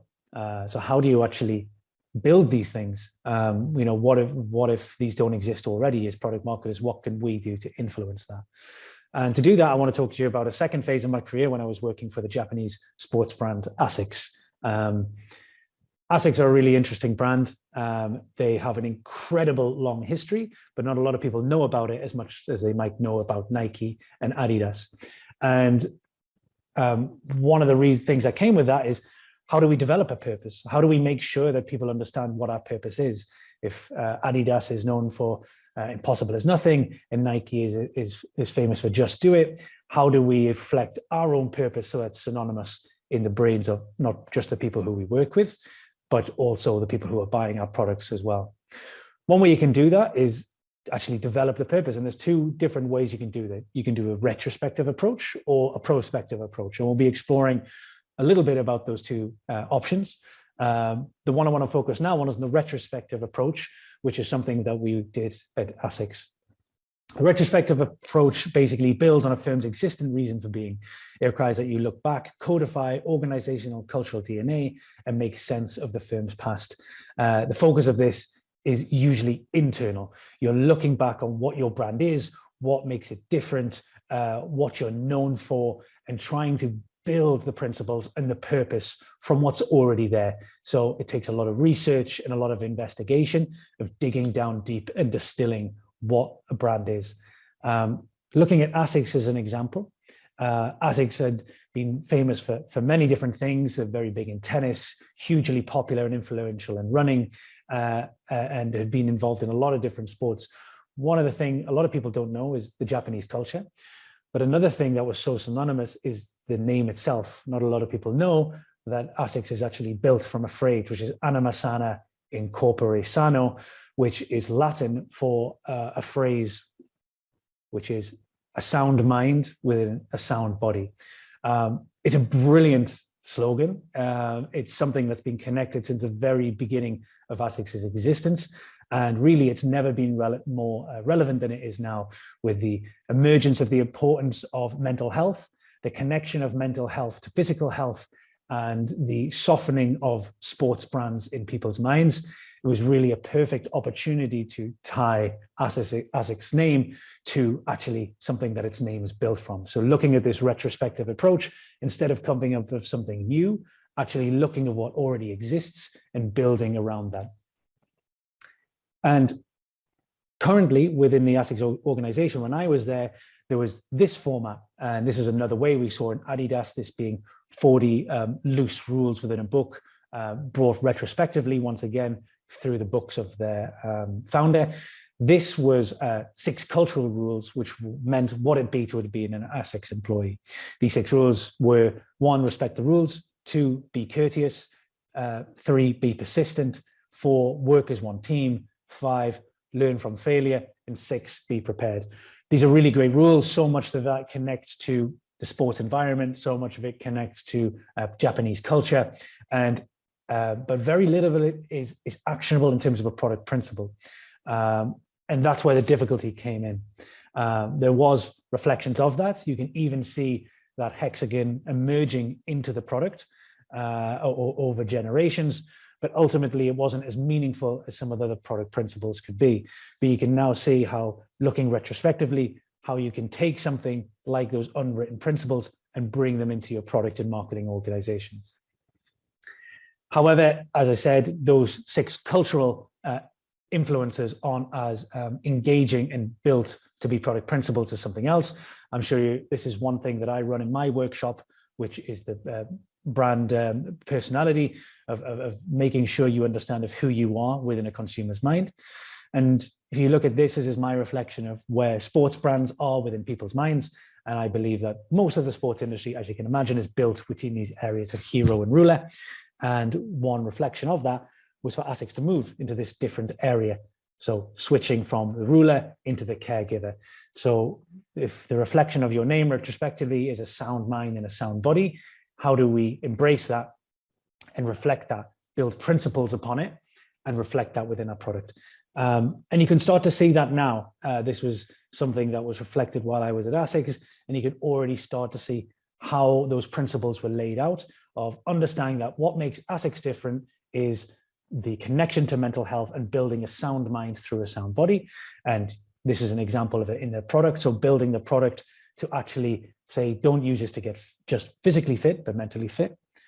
But that's the product side of the organization. But I said these principles can also be used in a marketing form. This is an example of how ASICS motivated and raised money for a whole town in England to uplift their mind and to use all of their marketing resources to try and improve the mental health of one small town through running. And then a connection between both. This was a digital product created by the ASICS team called the Mind Uplifter, where they can, a person can go on, register their feelings, go for a run, and then contribute back and see how their run contributed to their mind. And so looking at those examples, there's an example created by a product team, a marketing team, and then both through digital. All of them extremely consistent with each other, but then all of them extremely consistent with the brand as well. And once again, doing something that maybe Nike and Adidas and other brands might not be focusing on. And the benefits of that are really strong. And so you can see through that how ASICS were able to use this retrospective approach to build product principles and how the benefits may come of that. But some organizations aren't as lucky as that. To just be able to find their meaning directly within their name. But there are a few different tools that can be used. I'm sure most of you are aware of the Golden Circle created by Simon Sinek, which is a tool purposely built to help you identify your purpose. The quick idea being not to focus that most people focus on their what and what exactly they do, or even for some focusing on their how and how they create. But the greatest brands, the strongest brands, the most liked brands focus on their why. So if you can't build retrospective through your history, you can also build retrospective through your why. And there's a lot of the strongest brands who are doing that. I mentioned Oatly at the beginning, their connection to sustainability of why they're building and growing oat milk is to reduce the impact on the world. And that's one of the reasons why their product principles and therefore their product is so strong. Another way is to simply read the air. I've worked in organizations where product principles weren't something that were written down, but if you spent 1 week working with the people around you, you started to get a feeling of what the culture was. And there might be things that are agreed and ways of working that are within emails, within culture, within attitude, within all of these things that just need to be written down. And spending a lot of time with the people who founded the organization, who work with the organization every day, and really interviewing them, investigating them, and getting to them to write down, what does it mean to work here? What does it mean what makes this product different, you might be able to investigate or find it through that kind of qualitative method as well.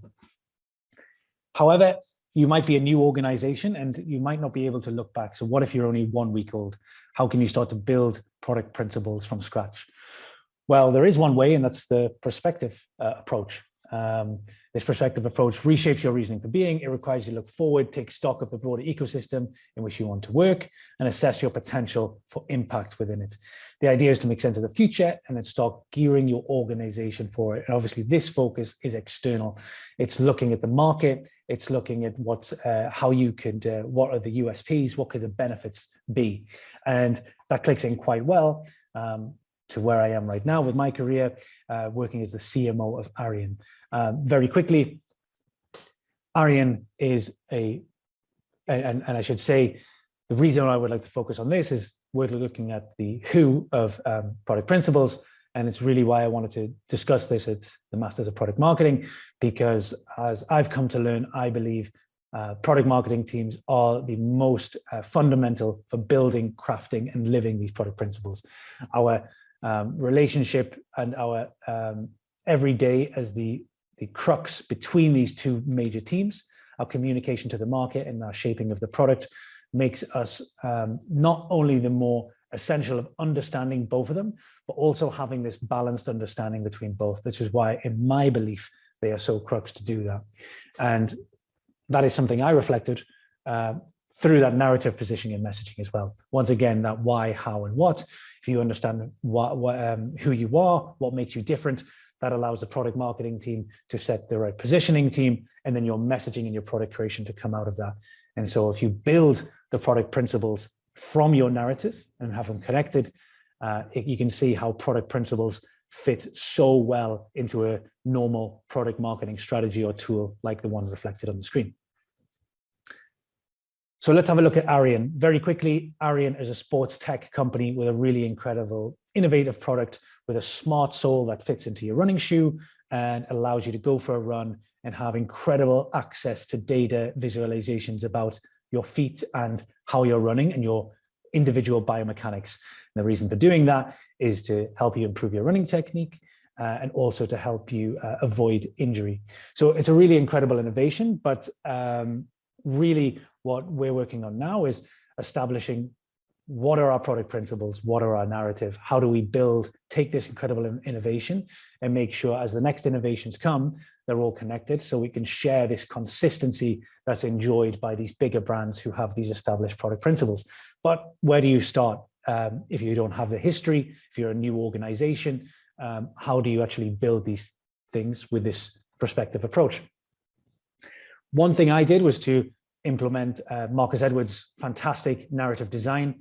By taking this and applying it, if you hadn't had a chance to learn this, it's something you can learn with the PMA. It's something that I use regularly, and it really helped me in shaping the narrative for Arian.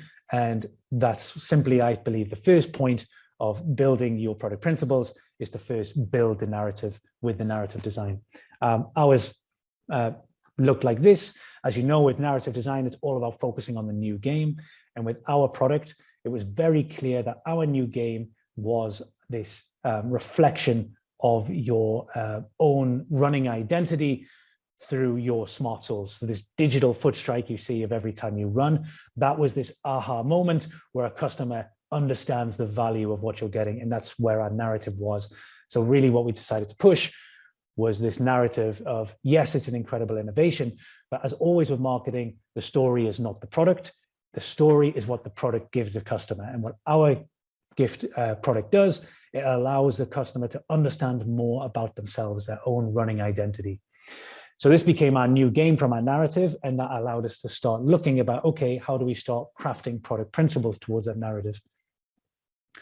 And this is one tool I use to help do that, is to try and understand, okay, what are the rules of crafting product principles? What makes a principle effective? You know, having an essay, having a 3-word just to it, so, you know, how can that really be used? So there needs to be some rules to making crafting product principles effective. And these are the 5 that I came across and I think are really easy to understand and add value. One is to is be specific. Of course, these are things that need to be used day in, day out. So yes, it's nice to have poetic and brand-driven design principles, but they need to be specific and actionable so your product marketing teams can use them. They need to be prioritized so that they don't contradict each other. If you have 20 different ones and you're having organizations debating which one's most important, make sure you highlight which are the most important ones so that you can gain that advantage of speed within these meetings. They need to be relevant, not just to your brand, but to your industry and to your product, so that to eliminate the vagary. They should be concise. You know, these things should be remembered. They're things that should be put in a brand book, put on a wall. They should be things that your team can easily remember and reflect within a meeting. And so the more concise you can make them, the better. And with that in mind, as always with emotion, I talk a lot about storytelling, and I have my storytelling certification coming up with the PMA, and I talk about the importance of emotion storytelling. You are much more likely to remember something, reflect something, understand it if you emotionally connect with it. So it's another important part. Taking that as a basis, I'll share with you some of the things we crafted with that.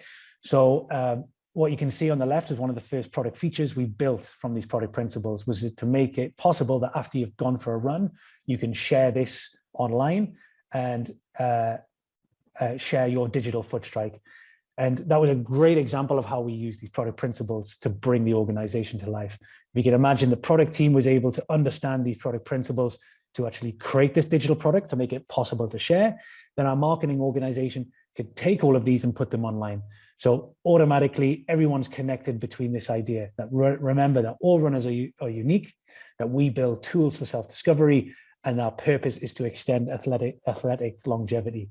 If both of them, the marketing organization, the product organization, are aligned on that, the result is what you can see on the left, was this beautiful thing that's created by the product organization and outrolled by the marketing organization. And once it's put together, it's an example of a new logo that reflects what our brand means. We're still building these now, and we're really excited to see the benefits of them going down in the future and how we move to extending them, adapting them.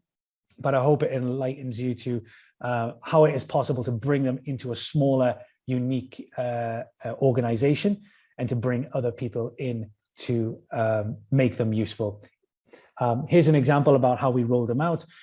We started having people using our digital foot strike and rolling out and talking about them, what it is and how it's useful, and gaining our brand value from that. So connecting our brand, the market, the consumer, the product organization, the marketing organization, all between this really consistent thing. And the reason why we were able to do that consistency is having those three rules that we can all work on the same page.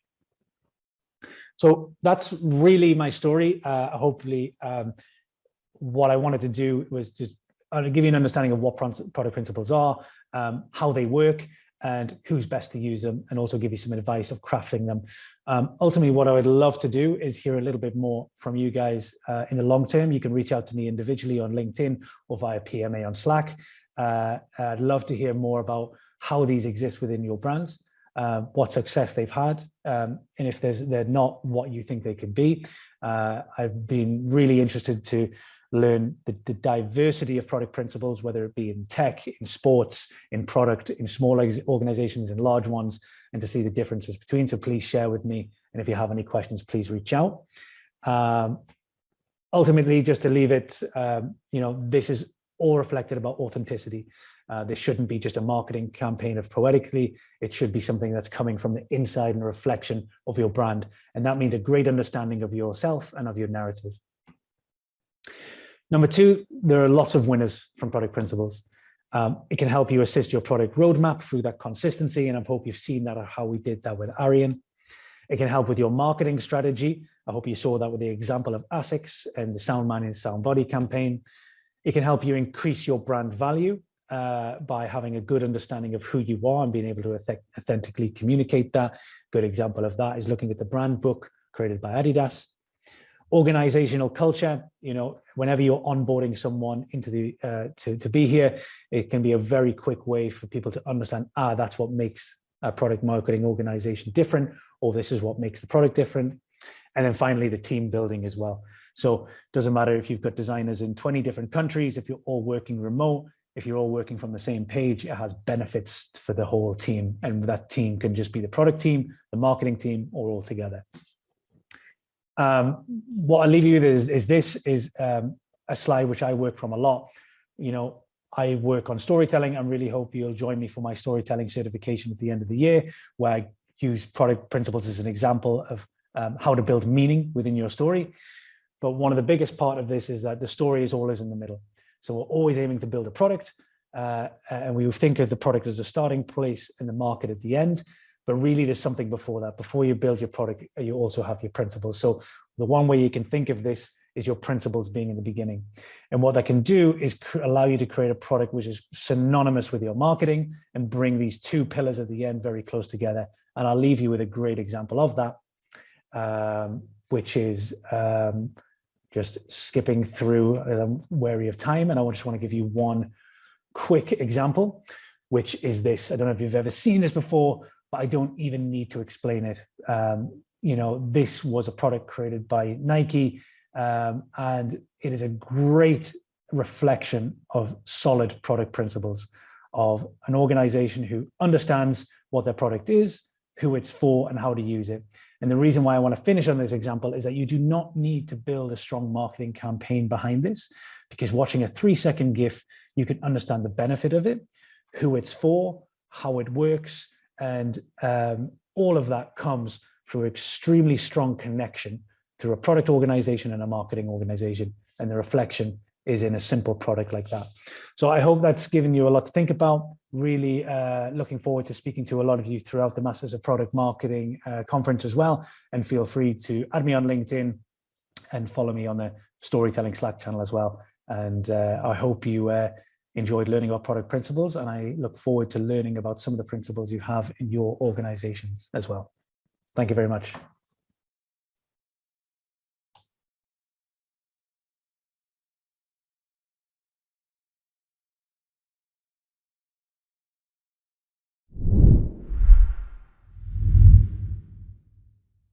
When someone mentions your competitors, does the conversation at your organization swing wildly between willful ignorance and reactive panic? Do people just drop links to competitor news posts in a Slack channel and start freaking out with no context? Or maybe your customer-facing teams are struggling to find clear, consistent, confident responses when they're asked about the competition? You are here because you are ready to become the go-to person at your organization for all things competition. I'm Alex McDonald, and I've led market and competitive intel functions at leading SaaS companies like Airtable and Envision. And I've done competitive intel and win-loss analysis as a consultant for SaaS leaders like Gainsight, Seismic, and Toast. And I also host a podcast on CI called Dance Battle, where I speak with fellow practitioners and we talk about all the lessons that we've learned the hard way so that you don't have to. I have taken everything that I wish I knew when I started in competitive intel and curated it into this course. It includes over 2 hours of content and over 10 practical templates that you can start using immediately.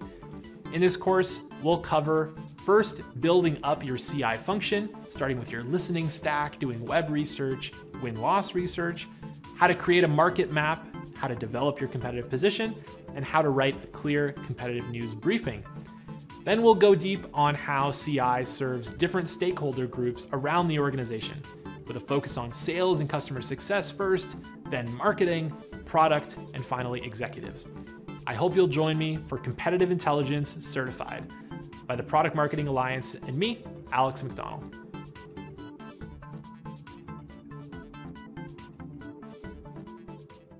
Vidico, how does it work? You tell Vidico, hey, I need a video. Let's say for a product launch. We say great. We can produce a brand video, case study, software walkthrough, even animation. That was cool. Yeah, it's pretty cool. Vidico is like going on a road trip with the fam. Whether you're in tech or e-commerce, we guide you through the whole process and make you a video you'll be dying to share.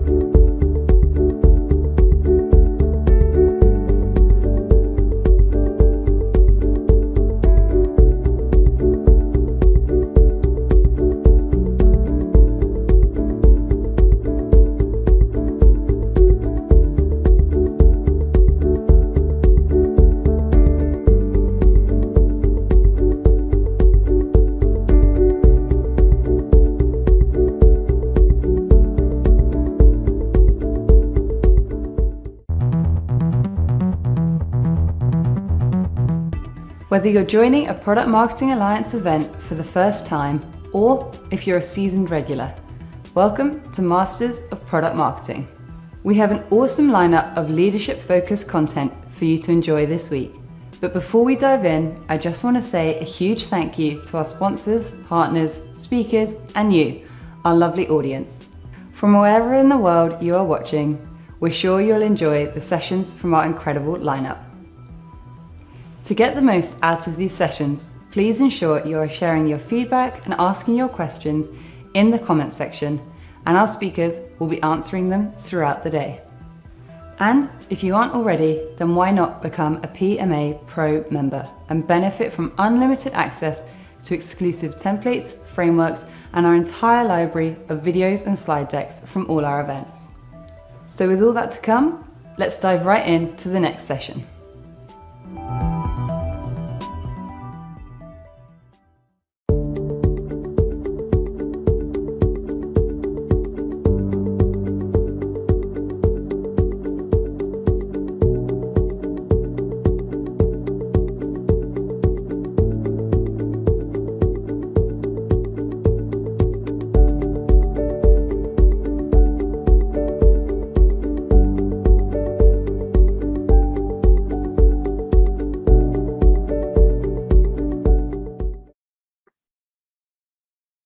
Product marketing is a strategic function requiring creativity, collaboration, and influence. So this often leads us to focus on software metrics or corporate-wide numbers to evaluate and measure the success of our function.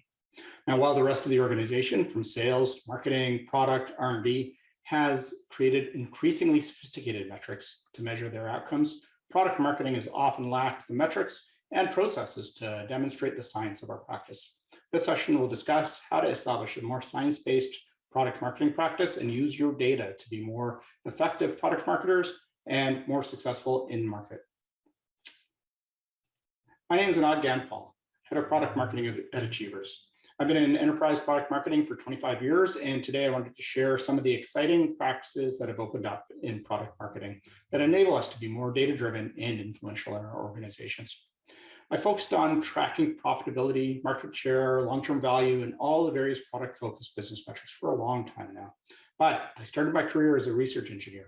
And the issue I've always had when it came to the business side of things and the business metrics and forecasts is not the uncertainty of the decisions that we need to make.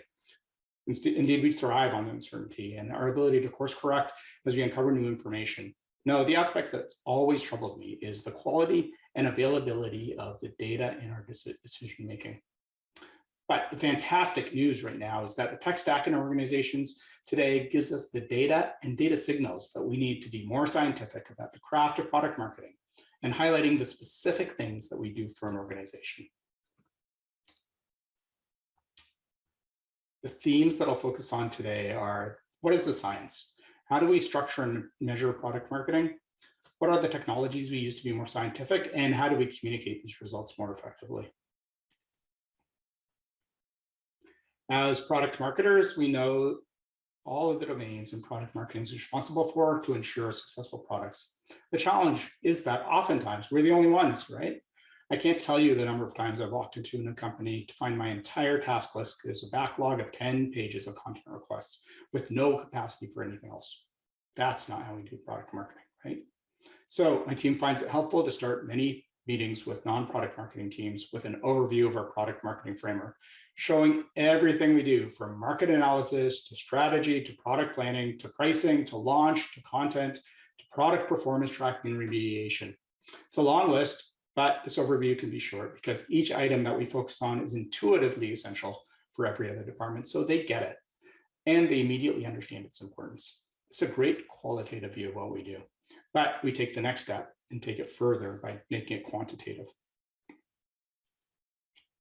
And the most important tool we use for showing our quantitative impact to the organization is defining the OKRs and KPIs that product marketing and only product marketing can own.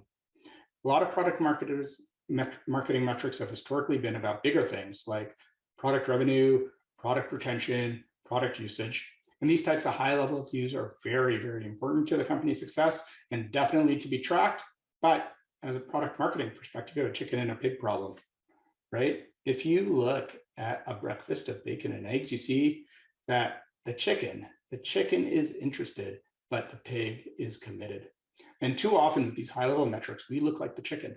We could slice and dice the performance data, cool ways, but more often than not, it's other teams that hold the responsibility and are compensated for it. For example, in a direct sales company, sales directly owns the quota and revenue numbers.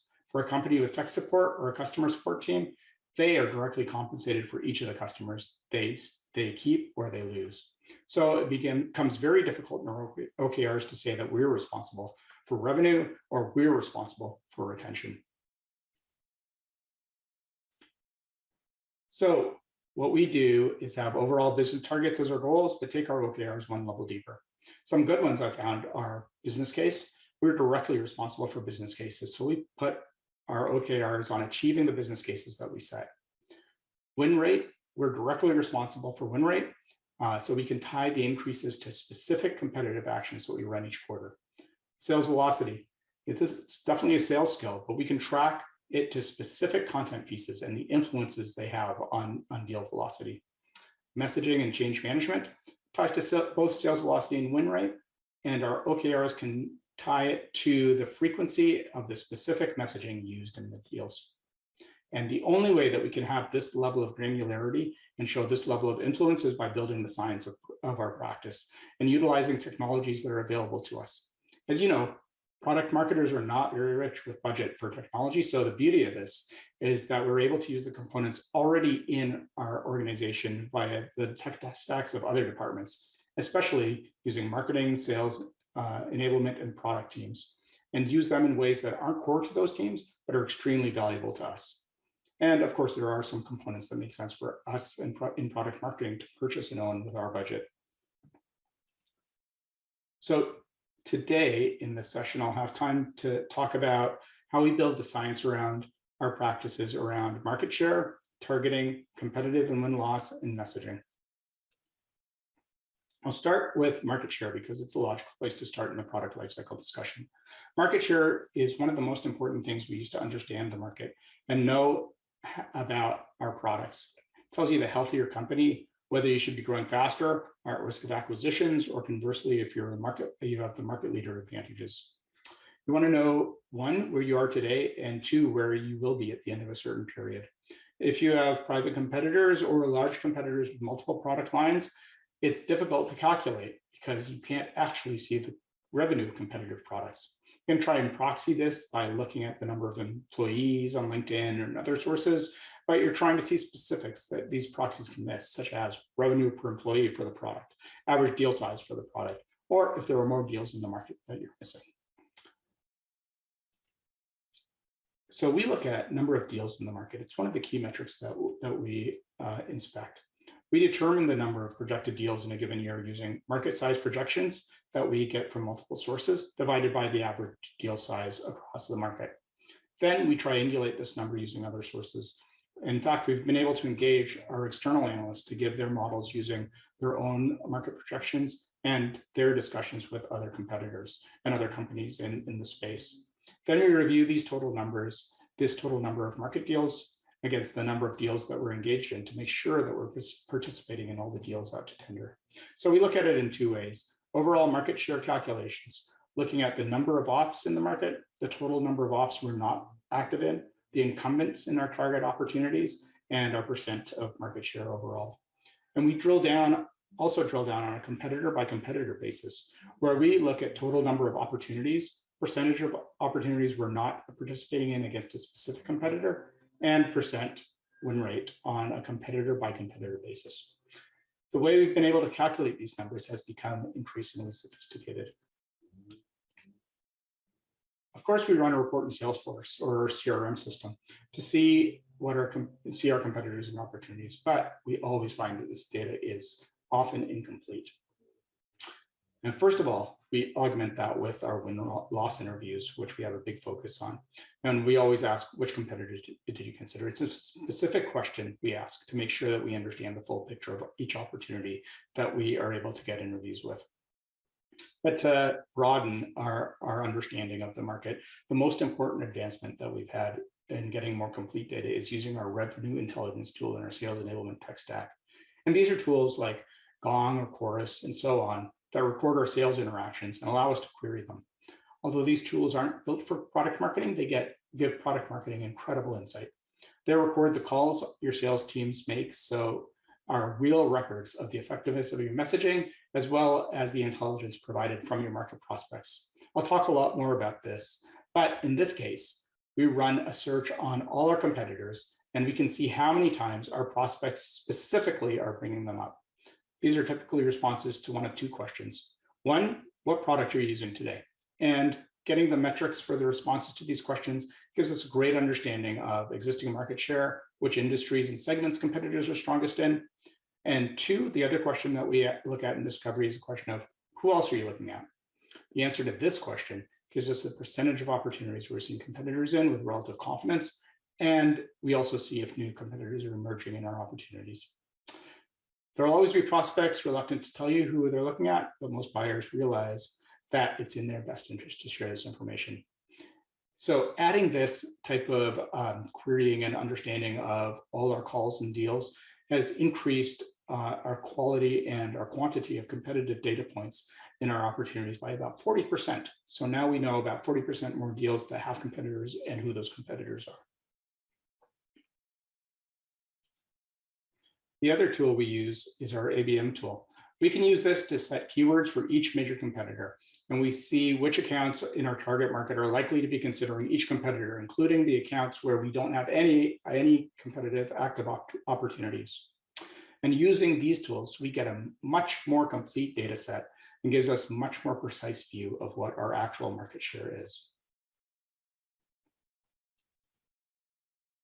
The next item I'll address is how to decide on targeting in order to invest your resources. One of the biggest challenges in many B2B companies is that volumes of deals is relatively low. So the information you get from your wins and late stage losses feels more anecdotal than actually quantitative. To get more confidence in our data, we see that B2B companies typically have relatively large deals with earlier stage opportunities that you can query. You'll typically want to not look at all the ops, but only the opportunities where your BANT is established to make sure that the opportunities are valid. But in addition, the gold mine of targeting data in a scale-up company like ours is to use its rich historical data. Again, you won't go all the way back. You'll only go back to the point where you've established product market fit. And this gives you the large data set you need to make more confident decisions. I'll share with you my favorite report that we get out of our CRM system. I use Tableau or Power BI or some sort of business intelligence app to get this view. And it has three components. One, the number of opportunities represented by the size of the circle. Two, the win rate, which is on the y-axis, and revenue, which we represent by color. In reviewing this, you can now set your priorities for your business and for your product team. It may be counterintuitive, but I suggest to first prioritize the industry segments where you have the best win rates. We're typically looking for opportunities, for new opportunities with product marketing, but oftentimes the biggest wins are playing to your strengths. By focusing on these high-performing industries with the high win rates, you can formalize your messaging of business pains to support your new hires who don't have this institutional knowledge. You can refine your segmentation and tweak your messaging to be more successful in the subsets within this industry where you're less successful. And you can target your demand generation to address these specific industries and increase the number of opportunities.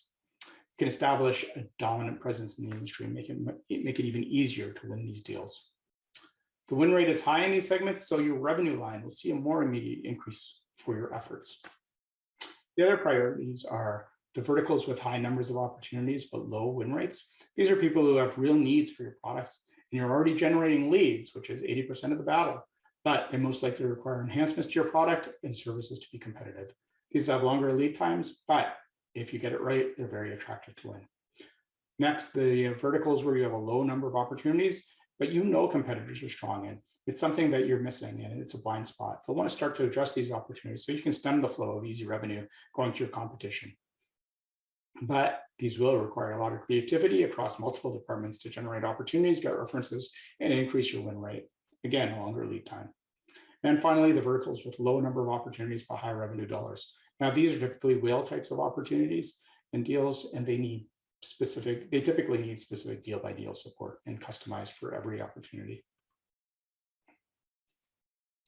Now, I've made a lot of references to competitive and win-loss, and the reason I do so is that it is one of the most direct access we have to, as product marketers, to primary market data. We tend to speak to about 80% of our wins and 30% of our losses in our company, and we can ask them very targeted questions about business rationale and technology and evaluation of the teams that they've interacted with. We find this to be a critical source of data. So although we do outsource our win-loss interviews for our less strategic channels, we conduct the majority of them in-house. Find the feedback resonates more and more, and action is taken much more quickly when senior leadership is on the win-loss calls. We also have two components in our tech stack for competitive and win-loss: competitive technology vendor, and again, our revenue intelligence app. So competitive intelligence vendor, some of the technology advancements we've made to competitive and win-loss are we invested in a competitive vendor, one such as Clue or Crayon or another vendor, to keep up with the volume of new competitors that are emerging, especially in our mid-market or high volume channels. We actively research and update our battle cards for the top 5 competitors, and we've put most of our focus on that. But given our resource constraints, we use the competitive technology platforms to help us curate and keep up to date on a large number of infrequent competitors in our high volume channels. Next, the most meaningful technology contribution to our competitive and win-loss has again been the use of a revenue intelligence product. Of course, we read the notes in our CRM to prepare for interviews, but by using our revenue intelligence tool to query each and every meeting in these opportunities, we can listen to exactly what was presented to the prospect and how they responded. This allows us to surgically prepare for each and every win-loss interview and to test our hypothesis of what would resonate or how we should position our objection handle to increase win rate. I'll give you an example of how this works for us. At one point last year, we were starting to notice an increased loss rate to a specific competitor in our opportunities. So we focused on scheduling win-loss interviews with these competitors, with these competitive opportunities. In our first loss, our prospects told us that a specific important product feature was not as good as our competitors. This actually surprised us. So we went back and reviewed our talk tracks and demos in our revenue intelligence tool, and we found that we didn't even mention the fact that we had this feature. So we put out an alert informing the sales team to always position our capabilities when going up against this competitor. We rapidly got another loss interview with the same competitor, and the same loss reason was given with the same feature. We reviewed the sales meetings with our revenue intelligence tool and found that our sales team actually did position the solution properly in accordance with our alert. This really surprised us because we thought we had an equivalent feature. So now, during our win-loss interview, our next win-loss interview, we drilled down into the prospect's need and the specifics of the feature and what they were looking for. And to our surprise, there were some new innovations that we were lacking. Armed with this new knowledge, we were able to create the objection handling and actually product roadmap requirements that we were able to test out in later stage opportunities against the same competitor. We did win these opportunities, and it was validated in our win-loss interviews, and we rolled out this new messaging across the company. And we were able to track this success by showing across all of our deals. We completed this rapid test and learn cycle in 3 rapid test and learn cycles. We went from losing most opportunities to this competitor to winning most deals in the span of a month, a cycle that would traditionally take us at least a couple of quarters. And we can see via our revenue intelligence tool, to prove the effectiveness of it, that the number of times our prospects brought up this feature has gone down because our competitor has stopped planting this objection for them as they saw that it was no longer effective for them in their opportunities. And as we do actions like this, we present these findings, actions, and our impact to the different departments across our company and to our executives on a regular basis.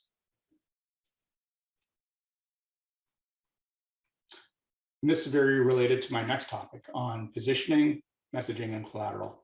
When we roll out new messaging with a launch, a new competitive initiative, we can track the frequency of specific phrases that are being used using our revenue intelligence tools. Whether it's a new positioning phrase, a new objection handling phrase, a new product offering, we can search across all our interactions our sales team has and analyze them. We can analyze both frequency of use, how well our training is being received and adopted, and success of these phrases. Did it move the deal to a next stage? And did it result in a win? If we see that most successful deals use a specific phrase, objection handling, or product, we can use this data to drive adoption across the organization. And finally, I'll circle back to how I started the presentation with a backlog of content requests. Without rationale. Our tech stack is really helping us solve this issue as well.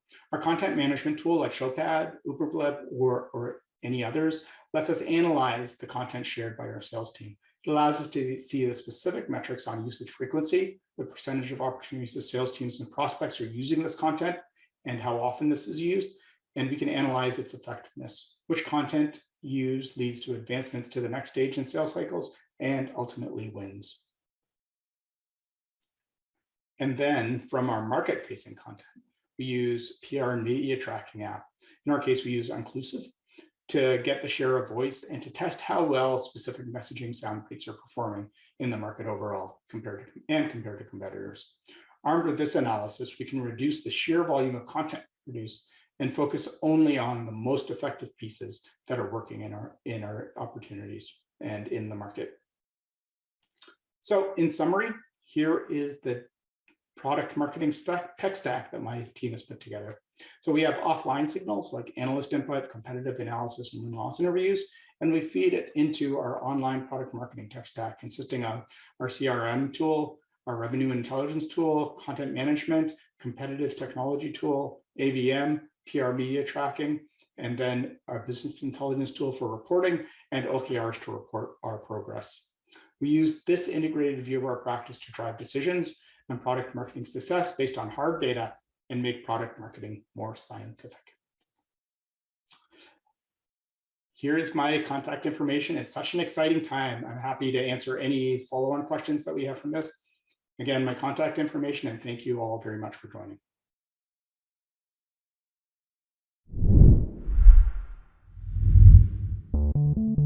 Being an amazing product marketing leader doesn't happen by chance. It happens by habit. Product marketing certified leadership has been built on the back of decades worth of experience from some of the world's best known brands with one goal in mind: helping you be the best leader you can be. Crammed with real life case studies, over 12 hours worth of content, templates, exams, and more, this course is everything you need to lead with authority, confidence, influence, and innovation.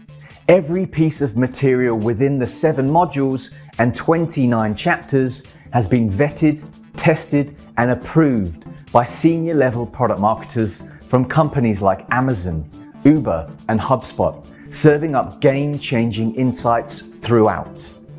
By the time you've wrapped up the final module, you'll be able to define what it takes to be a great product marketing leader, build and scale your team, understand how to successfully manage your existing team, use methods for leveraging data, know how to become the voice of the customer, understand how teams work cross-functionally, and improve your strategic thinking. The beauty of the course is you'll have the freedom to work your way through the modules at a pace to suit you. It's 100% self-paced. You'll even get lifetime access to the curriculum, paving the way for refresher sessions forevermore. Visit productmarketingalliance.com to get leadership certified and spearhead your journey to the top.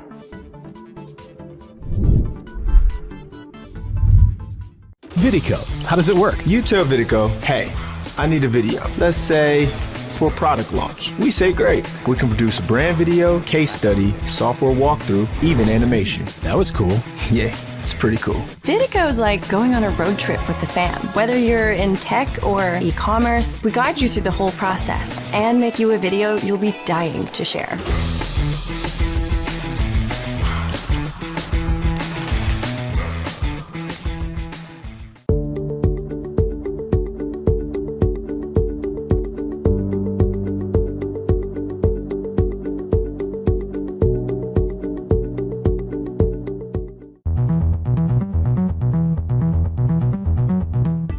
Hello, and a very warm welcome to the Masters of Product Marketing Summit.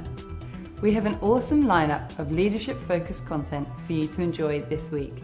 But before we dive in, I just want to say a huge thank you to our sponsors, partners, speakers, and you, our lovely audience, for making this event possible. With expert presentations and specialist talks on the agenda, you are in for a real treat today. Please ensure you are sharing your feedback and asking all questions in the comments section of the video, as our speakers will be answering them throughout the day. After the event, a great place to continue the conversation is in the PMA Slack community. If you aren't already a member, hop on over and come and join the discussion. And if that's still not enough, then why not become a PMA Pro member and benefit from unlimited access to exclusive templates, frameworks, and our entire library of videos and slide decks from all our events. So with all that to come, let's dive right into the next session.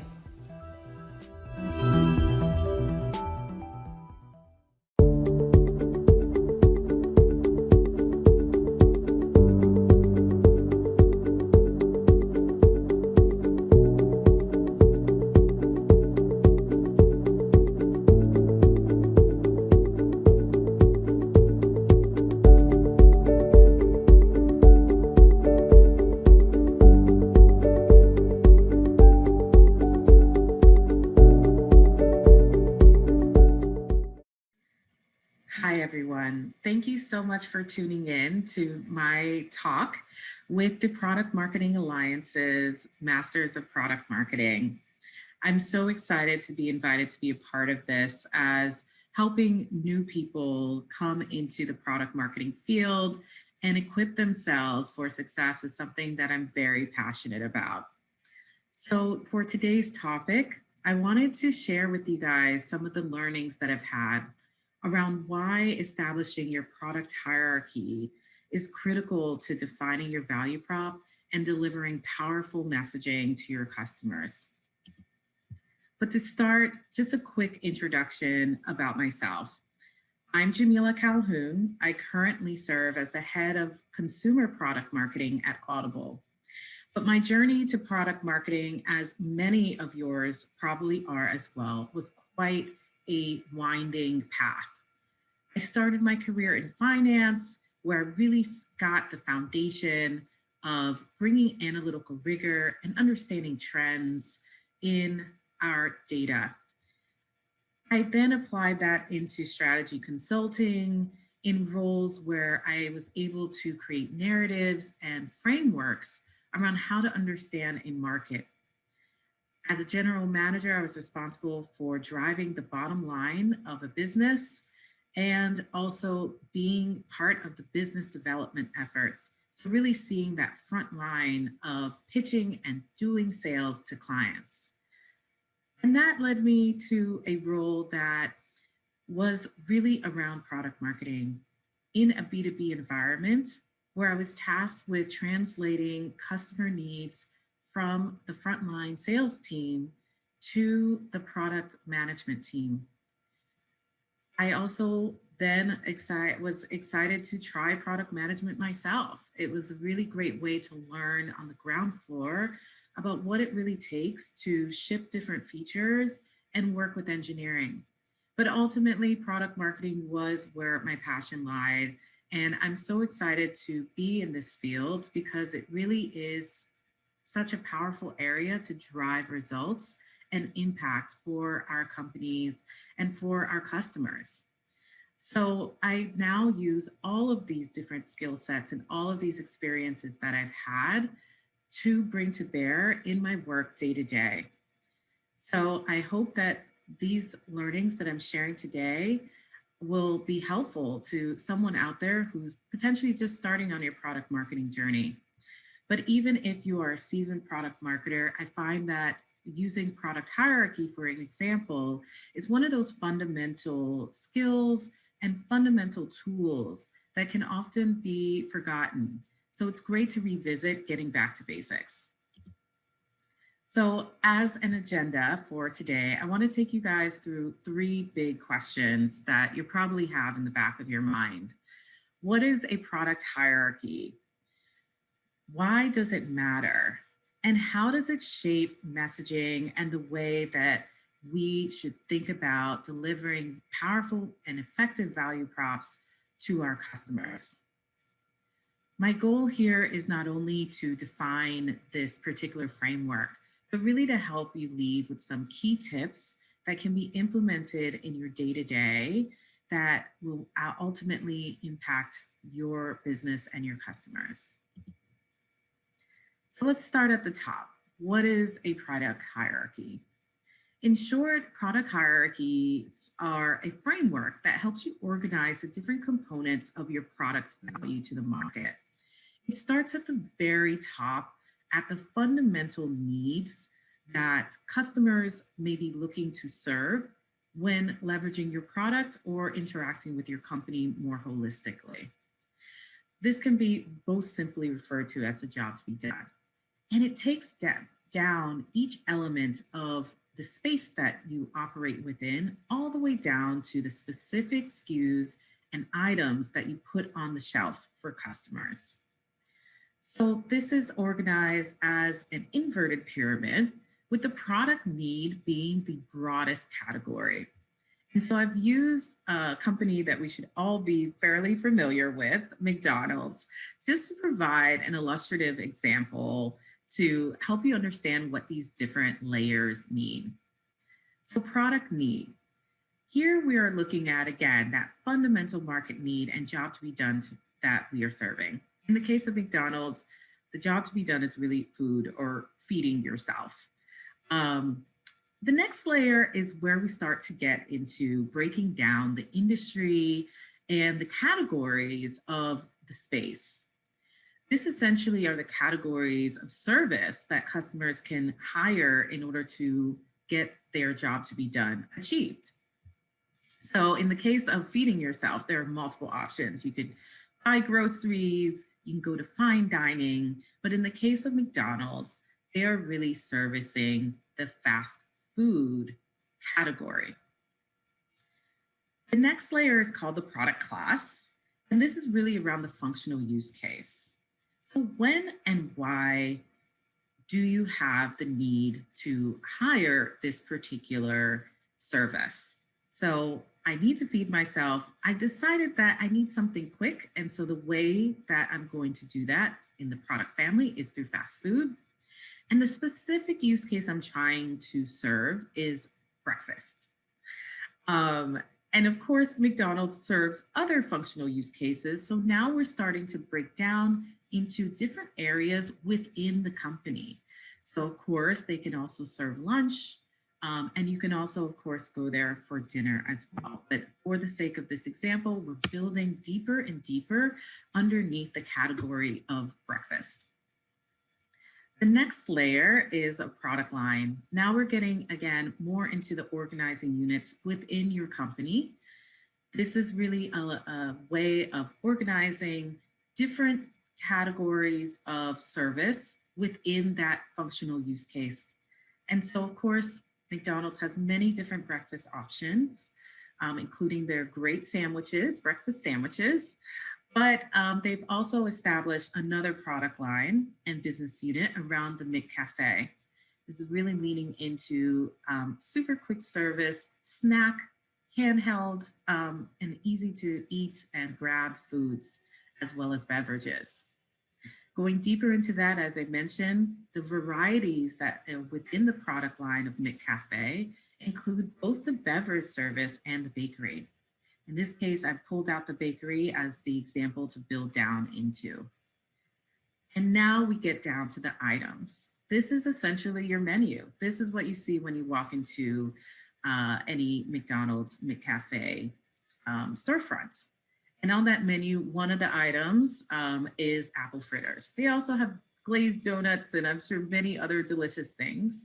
But again, this is just meant to be an example to show what the product hierarchy is and how it functions to help you organize not only what your different areas of your industry are, but also within your company, what the different types of services you provide, and then even lower than that, the items that you are ultimately putting on your menu and on your shelf for customers to choose. So why does this matter? And I'm sure there probably for some of you who are quite familiar with this may seem very obvious. But for those who are newer to thinking about a product hierarchy, I want you to really think about exactly what information was just shown in that visual. At the top, it really helps you clarify the primary customer job to be done for your company. And this I've written here as a combination of not only that very top level product need and the job to be done, but also the next layer of what service they're really trying to hire and the functional use case. So essentially, in this case of the example of McDonald's, we want to help people get food quickly for breakfast.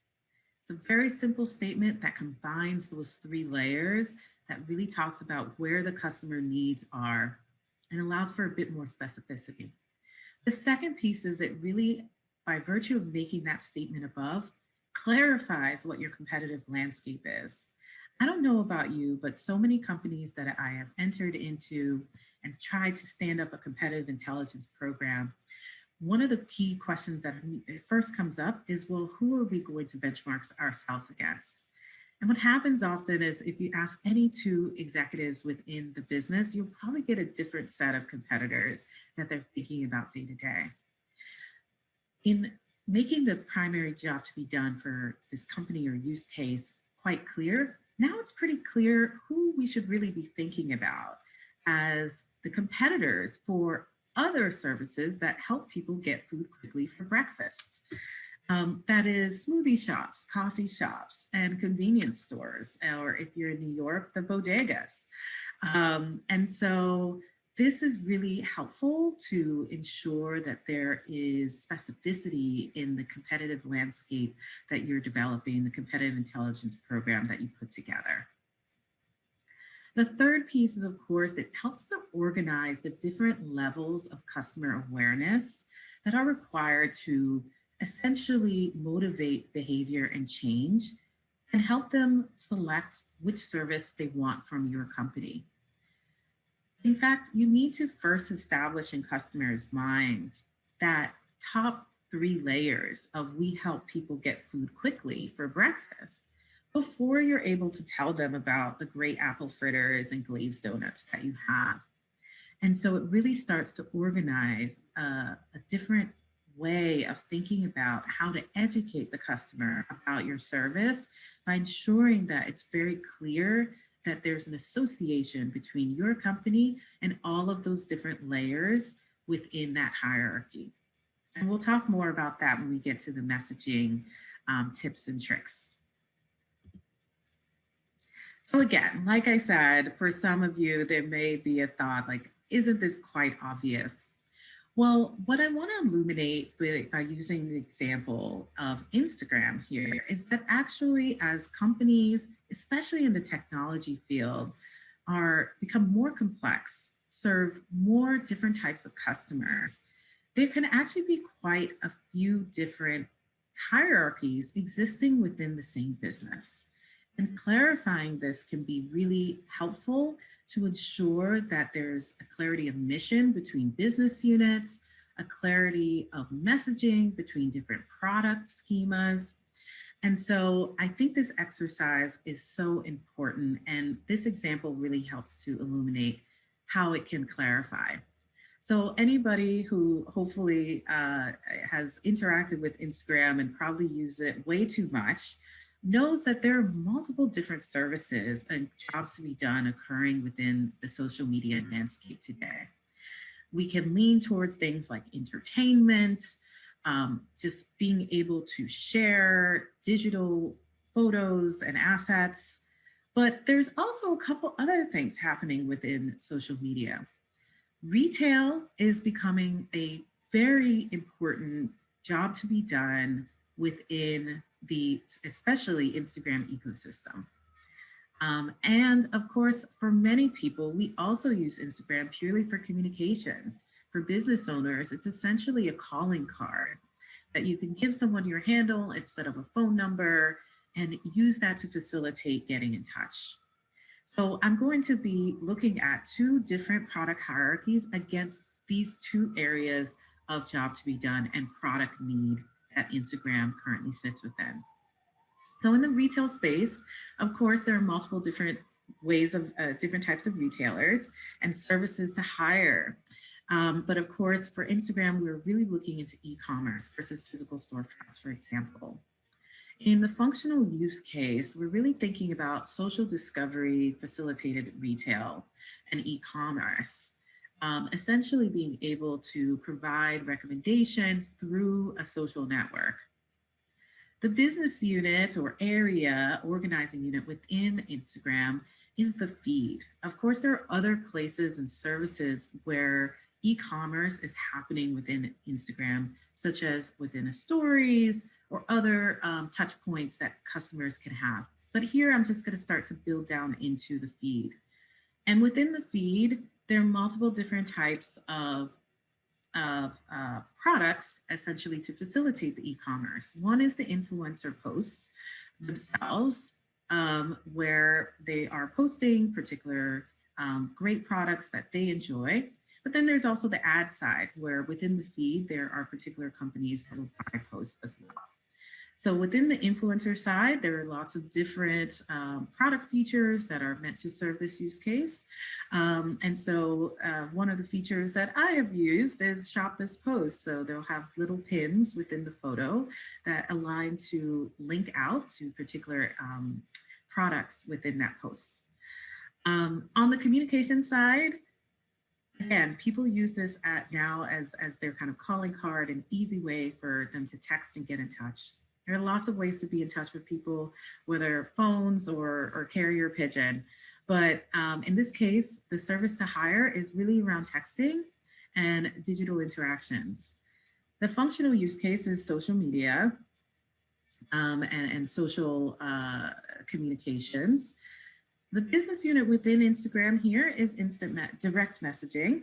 There are multiple different ways to communicate through the platform, but direct messaging, and my apologies, direct messaging is really the organizing case that we'll talk about here. Within that, there are multiple different ways to get in touch. You can do a one-to-one message, or you can do a group message.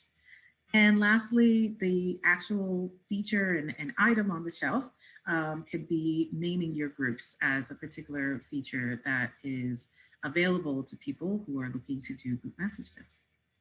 So I hope this example goes to show how within one business, there can be multiple product hierarchies at work, and why sometimes it can get a little bit confusing for companies to really clarify and align on what exactly is the use case that they want to solve for. And here are some of the root causes why product hierarchy within your business may be a little bit more cloudy. In general, technology industry has blurred the lines of what constitutes a product. We use product in the case of product management and product in general in the technology industry to refer to different technology features. We also can use the word product to refer to experiences, or of course, physical goods. And so many times for different types of companies, you will have all three of those types of products operating within your ecosystem. I think of Rent the Runway, another great company that I've interacted with quite a bit, but they have products in terms of the actual clothing, but they also have the product in terms of their application, their mobile app experience, and the service that they provide in terms of shipping and being able to provide the rental of different goods. And so within each of those different arenas of product, it's important to define your hierarchy for each. The other piece, of course, is in platform businesses and two-sided networks, there are multiple different hierarchies at work, whether you're talking about a B2B hierarchy. So again, in the retail space that for Instagram, that's primarily a B2B use case. And then there's, of course, their B2C hierarchies. For platforms as well, it's B2B2C. And so at times this can be really helpful to clarify the different sides of your business and the value propositions for the different communities that you serve within your product suite. Lastly, another use case for a great time to go back and clarify your product hierarchy is when you're developing a market entry strategy in either your early stage of your company, as well as when you're doing really large transformation or expansions into new areas of your customer base or in terms of adjacent products.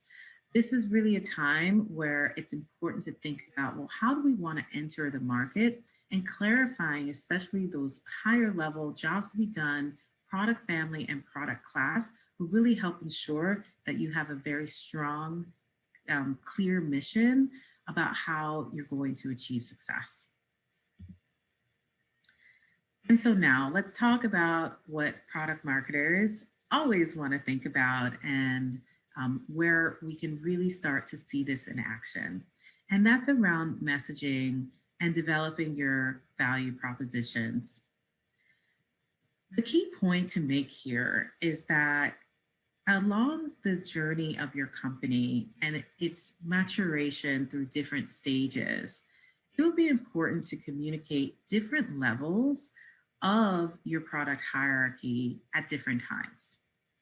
Customers will need to understand those higher order product class, product family, and product needs before they can really make the choice to hire your company for their job to be done. So creating that linkage between McDonald's has breakfast, for example, and for those of you who remember when McDonald's used to not serve breakfast, there were initially quite a few campaigns to help educate customers that McDonald's was now available to serve the functional use case of breakfast. And that was a key prerequisite before they were able to branch into talking about McCafe and talking about apple fritters more specifically. So especially when you are a first mover or an early stage company, or again, in those cases where you're moving into an adjacent space, and you need to establish in people's minds that your company is available to serve that particular use case and need, it's important to do messaging and campaigns that establish that relevancy and awareness first. And so at the top levels, we're saying there's a lot of brand messaging and also a lot of early stage establishment of your brand. In later phases, you have more flexibility. At this point, there's a general awareness usually of your brand and a general awareness that your brand sits within a particular product, need, family, or class. At that point, you have more flexibility to start talking about specific product items as a way to essentially establish your product value, your company's value proposition and its brand. So in this case, you could talk about particular titles, thinking about the company that I'm at Audible. Of course, we are in digital audio space and we really serve the needs of customers for entertainment and self-development content around podcasts and audiobooks. Once that's established in people's minds, now we can start talking about the great titles themselves. And you'll see wonderful commercials and posts and samples of various audio titles that essentially give people an opportunity to really see what's in our ecosystem and what great content they can find. You see this as well, like very early stage, thinking back to the earlier days of Netflix. It was really about, hey, Netflix is a great platform to find movies of all kinds, with convenience, right? But now a lot of the Netflix's media communications are really about the content titles themselves, about Tiger King and any order of great, entertainment TV shows and movies that they have on their platform. So once you have that kind of baseline understanding of your product within customers' minds, you can do a lot more to leverage the particular SKUs and items in your product schema to establish more and more clarity around your value proposition. And so this is a great way to make the product hierarchy come to life within your messaging. And so let's wrap up here. As I mentioned at the top, a product hierarchy really helps clarify the needs that you meet and serve for customers. It clarifies your competitive landscape and ensures that you can disaggregate the components of your product value. It's also an important tool that really shows its weight anytime you are entering a new market or targeting a new customer base. This is always a great exercise to go through annually in your business, but again, particularly at these inflection points in your company's journey. And lastly, product hierarchies can help inform different levels of messaging and awareness as your company matures or as your industry matures as well. Customers need to understand your product, need, category, and family and class before they're really able to absorb more about the particular items or product lines that your company has. So when you're thinking about messaging, it's important to have a backdrop of what stage you're in and what is the key part of the hierarchy that's important to communicate up front. And so I'm so excited that this conversation was able to be shared with all of you. I hope that you found it helpful. And I want to thank you all for tuning in to this talk. I welcome your questions and hope you've been typing them throughout in the chat, as well as welcome for you to reach out to me and connect with me on LinkedIn. Thank you again for your time. Being an amazing product marketing leader doesn't happen by chance. It happens by habit. Product marketing certified leadership has been built on the back of decades worth of experience from some of the world's best known brands with one goal in mind: helping you be the best leader you can be. Crammed with real life case studies, over 12 hours worth of content, templates, exams, and more, this course is everything you need to lead with authority, confidence, influence, and innovation.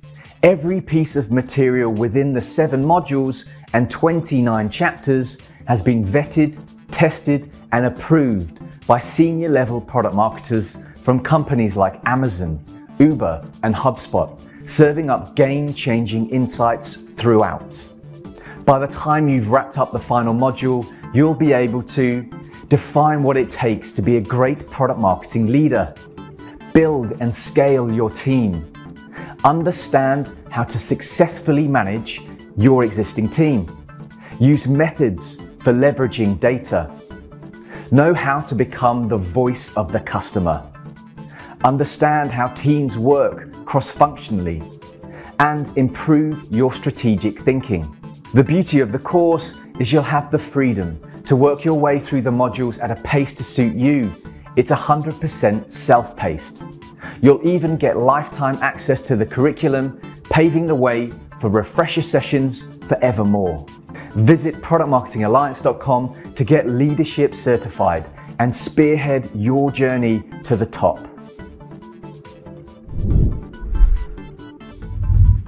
Vidico, how does it work? You tell Vidico, hey, I need a video. Let's say for a product launch. We say great. We can produce a brand video, case study, software walkthrough, even animation. That was cool. Yeah, it's pretty cool. Vidico's like going on a road trip with the fam. Whether you're in tech or e-commerce, we guide you through the whole process and make you a video you'll be dying to share.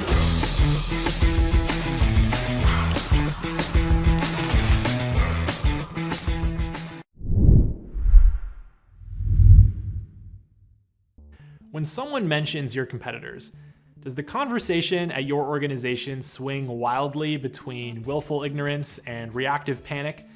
Do people just drop links to competitor news posts in a Slack channel and start freaking out with no context? Or maybe your customer-facing teams are struggling to find clear, consistent, confident responses when they're asked about the competition.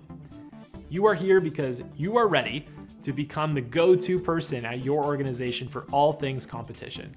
I'm Alex McDonald, and I've led market and competitive intel functions at leading SaaS companies like Airtable and Envision. And I've done competitive intel and win-loss analysis as a consultant for SaaS leaders like Gainsight, Seismic, and Toast. And I also host a podcast on CI called Dance Battle, where I speak with fellow practitioners and we talk about all the lessons that we've learned the hard way so that you don't have to. I have taken everything that I wish I knew when I started in competitive intel and curated it into this course. It includes over 2 hours of content and over 10 practical templates that you can start using immediately. In this course, we'll cover first building up your CI function, starting with your listening stack, doing web research, win-loss research, how to create a market map, how to develop your competitive position, and how to write a clear competitive news briefing. Then we'll go deep on how CI serves different stakeholder groups around the organization, with a focus on sales and customer success first, then marketing, product, and finally executives. I hope you'll join me for Competitive Intelligence Certified by the Product Marketing Alliance and me, Alex McDonald.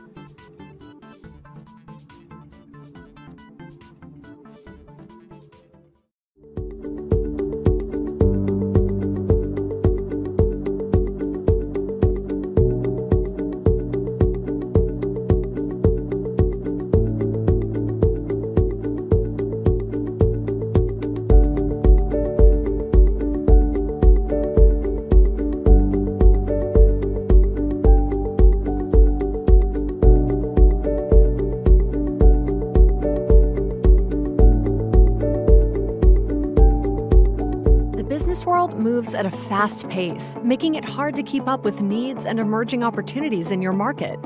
You need a way to easily gather and organize feedback from your users and buyers. You need Vansory. Now, companies can streamline both their quantitative and qualitative research through a single digital platform. The Quant-to-Qual tool allows users to pull insights and survey large groups so you can identify the most interesting respondents and then engage them directly via a one-on-one call or text exchange, transforming existing scattered feedback and research channels into one easy experience. Click into the most interesting data points to see who provided them, then schedule a qualitative phone or video session to dive deeper. Vansory's platform allows you to engage your market through user feedback sessions, buyer interviews, or large surveys, in whichever sequence best suits your needs. If you're ready for a better research experience, you're ready for Vansory. Request a demo today. The business world moves at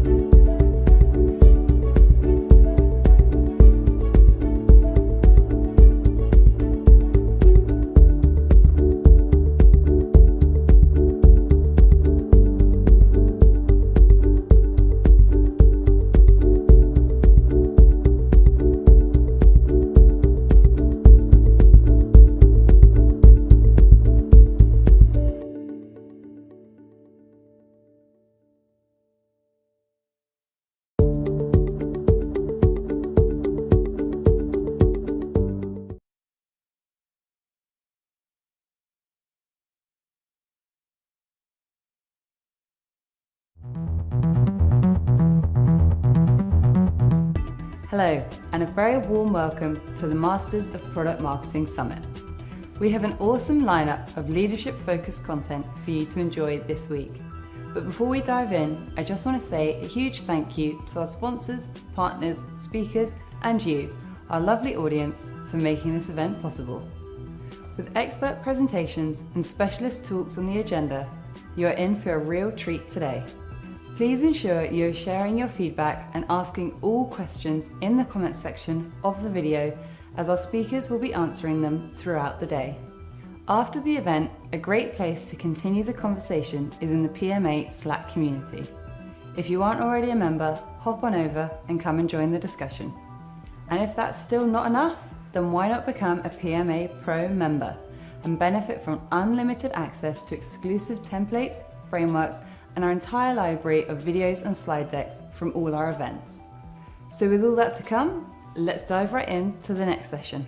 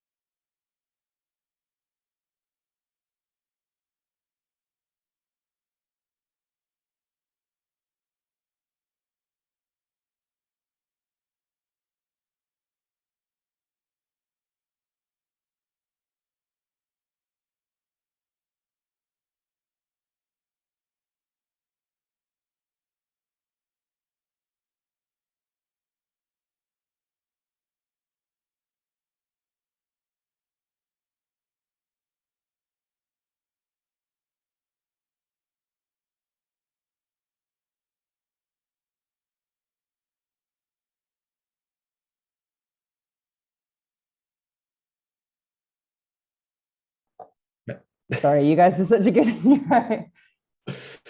All right, take two.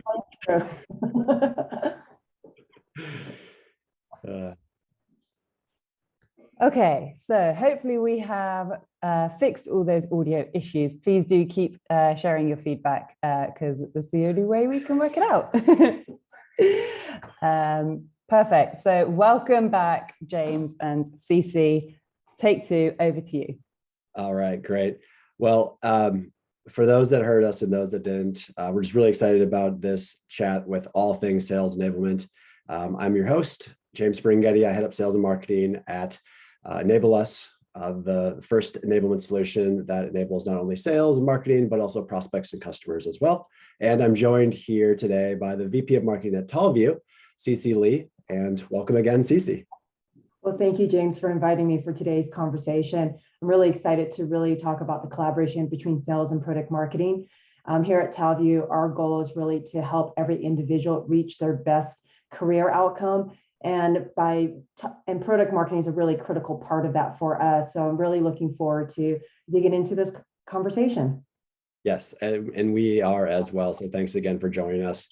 And we do have one bonus here for today. We are live.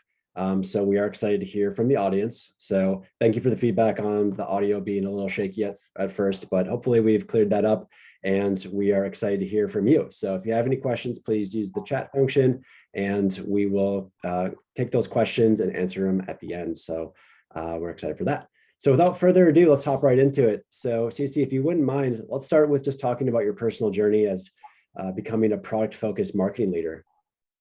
Yeah, I mean, I think the journey I started is very unusual. When I started in communications and PR, I don't think product marketing was really established as a discipline as it is today. And so a lot of where I came into it came from a PR corp comm background. And then as I went in-house, really looking at marketing in general, about 8 to 10 years ago, we recognized a need to leverage that background I had to really focus on our solutions and product messaging and positioning.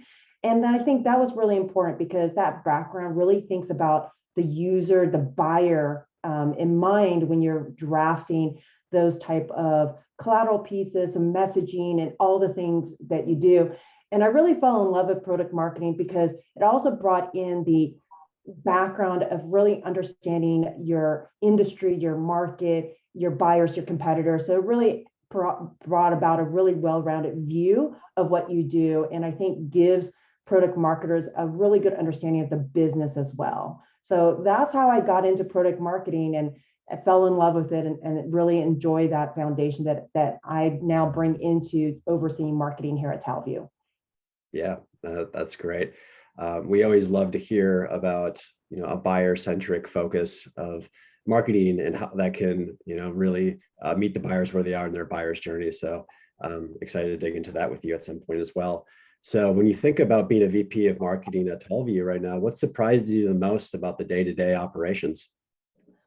I think what surprised me is really for Tallview, we have a global organization. And so really, how do you manage operations in a global sense with a team based in India as well as a team based in the United States? I think that was one of the things that I had to get used to. And then from that perspective, the collaboration accordingly, because not only do you have marketing teams in 2 regions, you have sales teams in 2 regions as well. And so that is something just really bridging those type of collaboration and communications. I think what helped was the previous product marketing experience does require a lot of collaboration with cross-functional. So it's more of taking that from a single market to a global market. And then I think the other things is just when you go into this level of management, you have an understanding of some of the day-to-day operations. I think it's the level and being able to understand that and then how to manage that for your team was probably that one area that while I knew I was going to have that, the level of what it meant on a day-to-day was probably something I wasn't as fully prepared as I am now that I've been in the role for the last few months. Yeah, that's wonderful. That's wonderful. That's good insight. So I wanted to transition into sales enablement, which from my experience is often defined differently from person to person and organization to organization. So tell us, how do you define sales enablement at Tallview? I think sales enablement has 2 areas, but I think the most fundamental, simple definition is what can we do to provide what sales needs to do their job?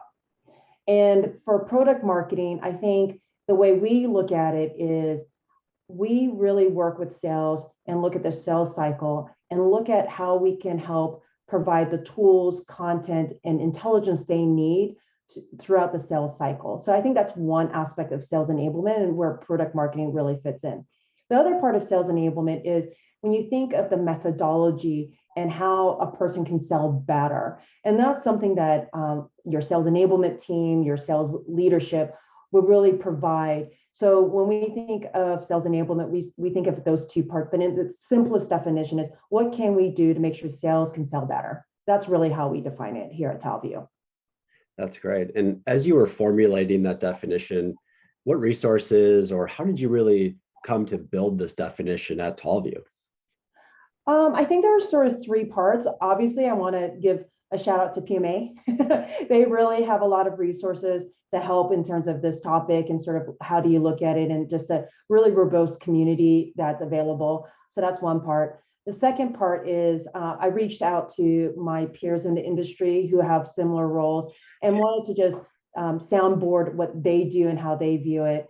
And I think the final part is just working with sales leadership and making sure we're aligned. I think that's really important. In the end of the day, that's our definition here at Talview. And the definition may be different at your organization, but in the end of the day, as long as you're aligned with your sales leadership and you have that clear understanding of where your role begins and ends and theirs, then you're able to really manage against those expectations and look at your larger roles and responsibilities as a result. Yeah, that's wonderful. So hindsight's always 2020, right, CC? So if you were to go back and maybe add or delete anything to your definition of sales enablement, is there anything that you would do differently? That's a great question. I think for us, I think sales enablement holds such a broad definition. And so that was something that from the get-go, when I first came in, being able to have those conversations sooner. And I think it came out organically. I realized after the fact what expectations were being placed on product marketing when it came to sales enablement, hence why, having those clear conversations with our sales leadership and with the executive team and really better defining where product marketing fits into that. I think if I were to do it over again, probably would have had those conversations sooner versus letting it sort of linger for a bit. And that's the one thing. With that said, we're a young company in terms of our growth. And so I am also realistic or pragmatic to know that today's definition may change tomorrow as we grow as an organization, as we add and do more. So for us, that's our definition today, but I do recognize that it can change tomorrow. Yeah, the only thing in this world is the only constant in this world is change, right? So we always have to be, as leaders, adapting to the current landscape and using the tools and disposals and conversations that we have to make sure that we're always really doing our best work. So if you think about some of the metrics or some of the the data points that maybe helped you to build your definition, or maybe the data points you're looking at right now, could you maybe give the audience a little bit of a look under the hood into some of those data points that you were looking at early and maybe the data points you're looking at now? Well, so I need to provide a little bit of context. When I first joined, I think the way we defined sales enablement was, and probably a lot of folks in the audience are going to empathize with this. How do I get content into the hands of sales? That was really the original pain point. And so how we got into this wasn't necessarily about the metrics and how do we define. The definition was, how do we just get content into their hands? And so when we looked at it from that perspective, we had no data points. And so we needed to find a tool to really provide that first point, but also think broadly and look at, as a product marketer, the type of data we are always looking for. We're wanting to be able to understand, what is sales accessing? What search terms they're using? Are they finding the content they're using? So that's on its basic level when you think of the first pain point, and I think a lot of us come into sales enablement is, how do I get the content? But the sophistication and the metrics that we want to get to is, as a product marketer, I want to be able to see where the gaps are. And so it goes into analyzing, what content have I developed? but what content am I missing to help support the sales cycle? And what we realized is we had a lot at the top of the funnel, maybe in a middle funnel, but we're really missing that late stage, middle of the funnel and bottom of the funnel content to really help our sales team. So for example, how do I manage a total cost of ownership question, right? The build versus buy. And I realized, oh, we don't have that content. It's very ad hoc. So understanding our content based off that original pain point is the next stage. And then the final stage that we're looking at is, in the end of the day, how do you accelerate the sales cycle? And content's just one part of it, and the tools is just one part of it. But can I help them find content faster? Can I help them get to the tools faster? And even can they surface this content quicker and present it to customers and prospects in such a way that we're shortening the sales cycle? And that's the holy grail we're going to be working toward. But those were sort of three areas when we looked at metrics and where we started. So we didn't have those metrics, and we're slowly working against those three key things for us here at Talview. That's wonderful. A lot of really good sound bites in there around best practices from sales enablement. So we appreciate that. And when you think about implementing Enable Us, the solution that helped you to find the content, when you look back at that, how did that help you to foster collaboration between sales and marketing? So, like I said, when I first came into Talview, the first pain point was, how do we surface the content? And so we were looking for something that was really simple. We didn't want anything over-designed, and I hate to say it that way, but here's what I mean. We needed something that could help our salespeople do that first challenge, which is, if I go in there and do a search term, can I find the content? And there will be there's tagging that we do as well, and looking at sales cycles and use cases in industries. So that was the first thing. And because it is the single source of content and training, and we've really expanded what the original intent was to, and it is also a place where they're sharing content outward. That's helped foster collaboration, because we all know where everything is. And so we are helping sales find the content. We are being able to communicate where things are. We established a cadence of meeting with sales. So some of the basic communications you need to do. But because we have something like Enable Us within the company, it sort of consolidates a lot of our conversation around that point. And so that's really helped us to really indicate where things are and how we go from there. And then, like I said, being to have stats, I can go back to a salesperson and say, hey, John, I just noticed you're using this asset a lot. How is it resonating? Or, hey, John, what stats are you missing so you can be a better salesperson? So my conversation is no longer about the content, but it's now going to that next level of, how can I help you in your day-to-day as a salesperson?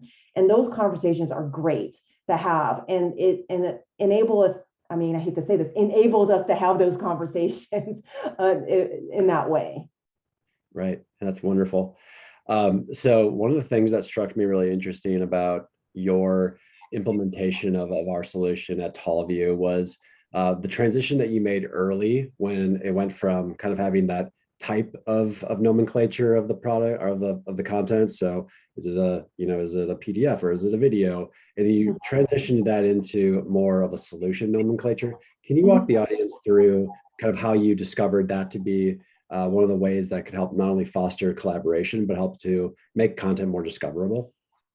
Yeah, this is a funny anecdote, and I will admit, this was probably the way we were thinking of marketing. And the funny thing is, as a product marketer, we're always thinking buyer perspective and the audience, and how do we put in their language. And really committed, the first mistake was, I wasn't thinking within a salesperson's perspective. I was thinking from a marketing perspective of how I want the content to be represented. And we got feedback very quickly that that was not going to work for sales. And so fully admitted that. And so we quickly pivoted and asked, how do you look for content? And so that's why we switched it to looking at the solution product side, because that's how they're looking for the content. And so that was just a reminder that we have to always keep our audience front and center, whether that's an external audience or the internal audience. And it was just something where we were working fast trying to get all the content up and just missed that critical step.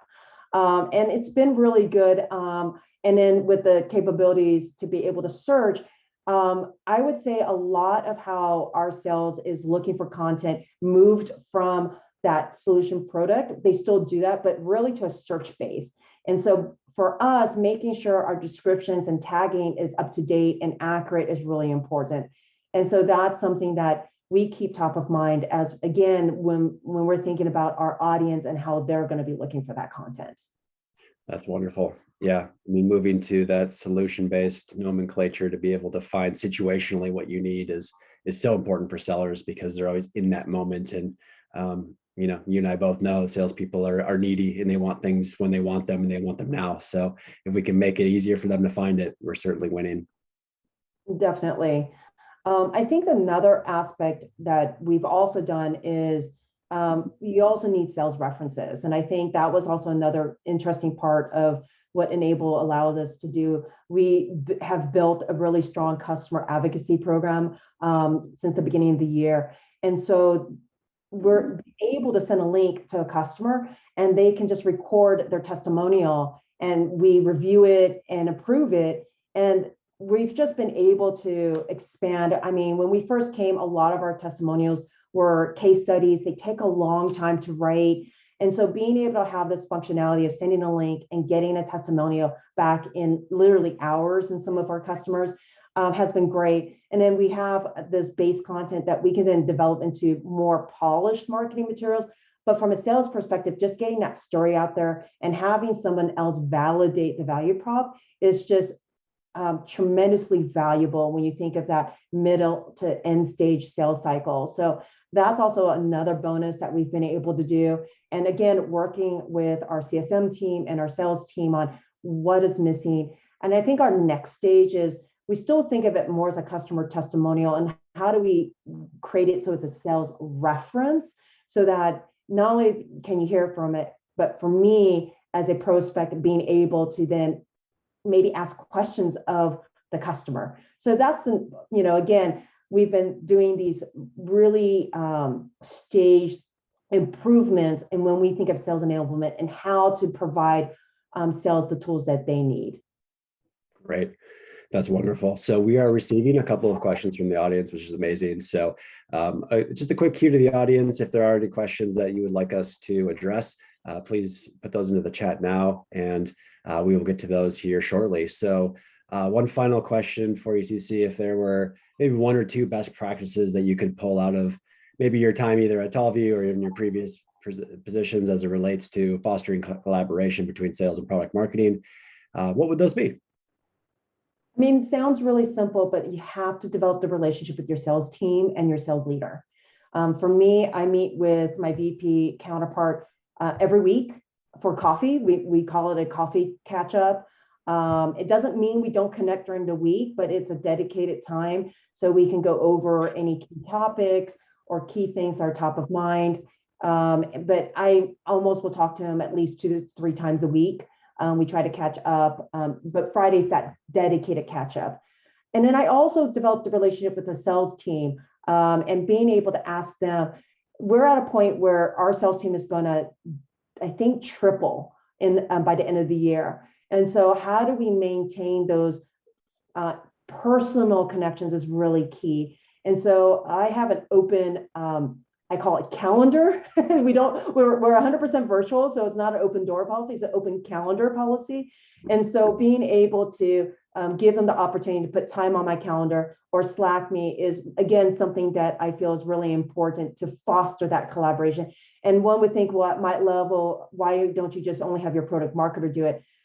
I think it's really important that it's not only my product marketer, but also myself being able to have that open communications, because then they feel, I think it's that perception is very important, that if the VP of marketing is valuing this, then the entire marketing team is valuing this. So that's why I want to foster that connection with the sales team as well as the sales leaders.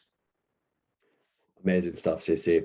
And I think the team is lucky to have you with that type of leadership. So on behalf of the sales team at Tallview, I'll say thank you. But on behalf of the team at Enable Us, thank you so much for being an amazing customer and giving us all these amazing insights and actionable takeaways. So good. We have a couple of really, really good questions from the audience. So let's just jump right in. There was one specific that I think we should start off with was, what sales content do you find the most impactful to your sales team, CC? That's a great question. It's going to be, there's two ways to answer this. We all create decks, and I know the pain point of creating a lot of presentations. Here at Tallview, we actually have what we call the master product deck. It has everything we can put together, and it's over 170 slides. It is probably the number one content piece that is used. However, I do think there's an opportunity for us to better organize and consolidate it. So that is one of the things we're going to be doing. The other thing is it's the videos. And that's something we're trying to do more of, which is with making sure we have the right product videos so that they can position the solution. And then the final one would be the customer testimonials, the video ones especially. So in terms of those pieces of content, that's what's used primarily. That's great. So that actually leads us right into the next question. There was two questions about the solution that you mentioned, CC, to gain the testimonials. So let's tag team that one. So CC is one of our customers that enable us. And part of our product offering is an easy way to capture and manage video testimonials from your prospects so that you have a library of those testimonials of your customers talking about why they selected your services. And we make it really easy to not only capture that voice of the customer, but then also distribute that to your potential customers. So when we look at enablement here from Enable Us, we look at enabling sales, enabling marketing, enabling your prospects to have everything that they need, such as content or even the voice of your customer, and then also enabling your customers. So that's the solution that CC is referencing. But CC, if you have any other points you'd like to add on just the reference part of it and capturing those, I'm sure the audience would love to hear from you. Yeah, I think what's also unique for us is that we realized early on that while we originally brought on Enable Us for sales, we also have CSMs in here as well as product managers. And here's why. When we're talking about the voice of the customer and getting those testimonials, which is going to help us in the sales cycle, our CSMs are a critical point of contact for those customers and users. And so we work very closely with that team so that if they just come out of a customer QBR and the customer said really great things about us, we want them to be able to come in and based on the questions, you set up certain questions and then you send a link to the person that they don't have to rely on marketing to jump through the hoops, that they can come in, grab the right link and send it to the customer. Say, hey, I know you just said this. Do you mind just recording it? We can also do text-based as well or audio only. We try to do video only because with video, it's so much more powerful to see the person and we can always take an audio or create a text quote or material out of it. So that's why we try to defer to video. And that's really worked out really well for us. And I think the other great thing about the platform is we're putting in a lot of content. So we just finished a webinar with one customer about their use case, Cognizant, they're a really large IT services company. And we were able to upload that webinar for our sales team to use. So when we think of that customer, voice of customer, it's not just getting the canned testimonials, but taking all the webinars you're doing and uploading that as well, and then being able to cut those into different pieces. So that's been really valuable for us in the sales team. Very good, very good. All right, another great question here that just came in. Other than sales KPIs, what metrics or data do you leverage to gauge how well your sales enablement is working? For example, learning, retention, or capabilities? So that's a great question. That's just part of what I was talking about in terms of this staged approach. We're looking at metrics.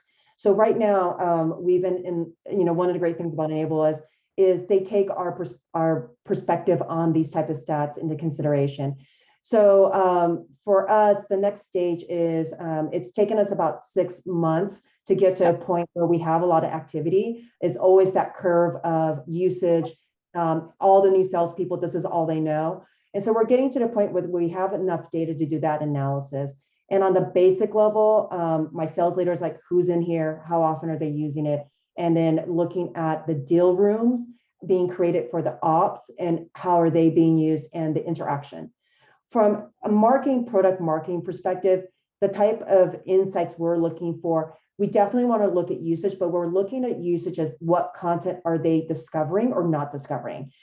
So we're getting to the point where we're looking at the search terms and seeing what content we're missing. So for example, pricing information. Okay, how do we get the pricing information in to enable us?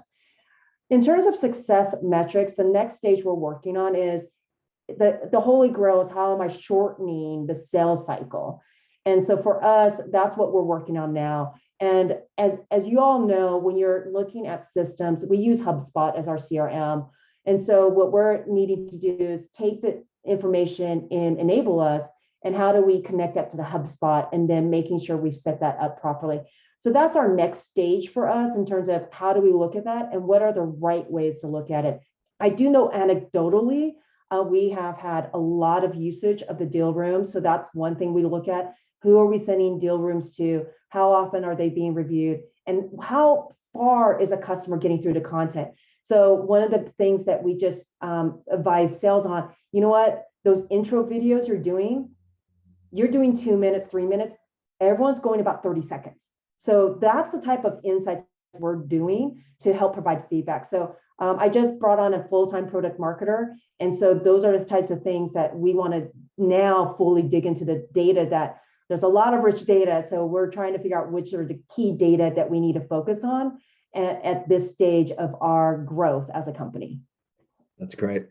Yeah, and I think there was a quick follow-up question to the testimonials and the references. And I actually love this question, and I'll take a swing at it. And CC, please, add anything else in here. But the question is, how do you convince customers to do testimonials? Which is always an awesome question, right? So from our perspective, from a solution provider perspective, the way that we see references and why it would be the benefit of your customers to do a video testimonial is because it reduces the amount of fatigue that it puts on the customer to do the same call over and over, right? Like most of the time, the questions are similar from a prospective buyer, and they can benefit from a recording and they can hear from the voice of your customer. That way you don't have to continue to go back to your prospective customers. So the one way that we position it is saying like, hey, like, if you would like to record this, then we can cut down the amount of times that we would, potentially ask you to do this. And then we can make it kind of fun. We have some tie-ins with Amazon. We can do gift cards and that kind of thing to make it a little more exciting for the customer to share their voice. So that's kind of the solution provider perspective. CC, I'd love to hear if there's anything that you've done or any tips to convince people to do testimonials. So interestingly enough, the way we've approached it requires very close collaboration with our CSM team. So I know we've mainly been talking about the collaboration with sales. One of the things we saw as a inflection point of our customer advocacy program is when we aligned with CSMs, our CSM team and the leader, in terms of what our goals were. And once we aligned on those goals and had shared accountability, I think that's really important. Oftentimes, customer testimonials is the responsibility of marketing. But marketing doesn't have those relationships in the beginning with our customers. Either it's with sales, account management, or your customer services team. And so that collaboration and alignment that we've been talking about with the sales side also has to happen on your customer service or whomever has the key relationship with their customers. And once we aligned on those goals, that's really where we saw our customer program really increase. We have something that we call a 3-3-3. 3 actual customers doing something with us. So whether that's a webinar, a testimonial, or a case study, we put 3 customers in a pipeline. So identify 3 customers who want to do something, but will come to fruition the following quarter. And then we have 3 online reviews. G2 Crowd and Capterra are really important referenceable site or reference sites for us when you think of inbound leads and peer-to-peer evaluation of software. And so once we put that in place with the leadership, and then that came down as the objective, we've had a really good program to the point we're now starting to exceed that in our goals. And so that's really where we started. And I would say the final part, how do you convince customers, just go back to the original question, is you'll always have three types of customers: those who want to promote themselves, those who want to educate the market, and those who are just happy customers that are willing to provide a testimonial, but that's all they're going to do. And if you're able to sort of categorize your customers in those areas, then you'll know the ask and how to do that. And we've been slowly putting that in place as well. Not all customers are going to be references, and not all customers are good references. So that's just the way I'm going to leave that question. That's a topic onto itself. How do you do customer references and customer advocacy programs? That's a topic for PMA to pick up on another day in time. It really is. So we've got time for one last question, Cece, and I'll put up our connects here just so that people in the audience can connect with us if they would like to on LinkedIn and Twitter. So the last question here for you, Cece. I often hear PMMs spend a lot of time creating sales collateral, but struggle to get their sales team to use it. Have you experienced this, and how have you overcome it? And I think you've answered this in a couple of different ways today, but we'd love to hear one last tidbit on this. The short answer is yes. And I know how frustrating it can be to spend weeks, if not months, on a piece of collateral that you have been told that is needed by the sales team, to only see it not be used by the sales team. And I think my recommendation, both as someone who's leading a marketing team and someone who's done PMM on the day-to-day basis, you have to be very mindful of when these projects come in. Who's asking for it? Where is the thinking behind why it's needed coming from?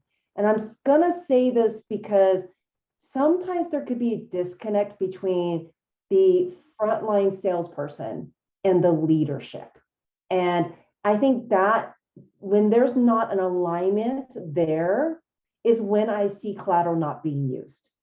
So that's one thing. The second part, and again, I think sometimes at PMM we have fallen into this trap, is we think you need a piece of collateral for sales.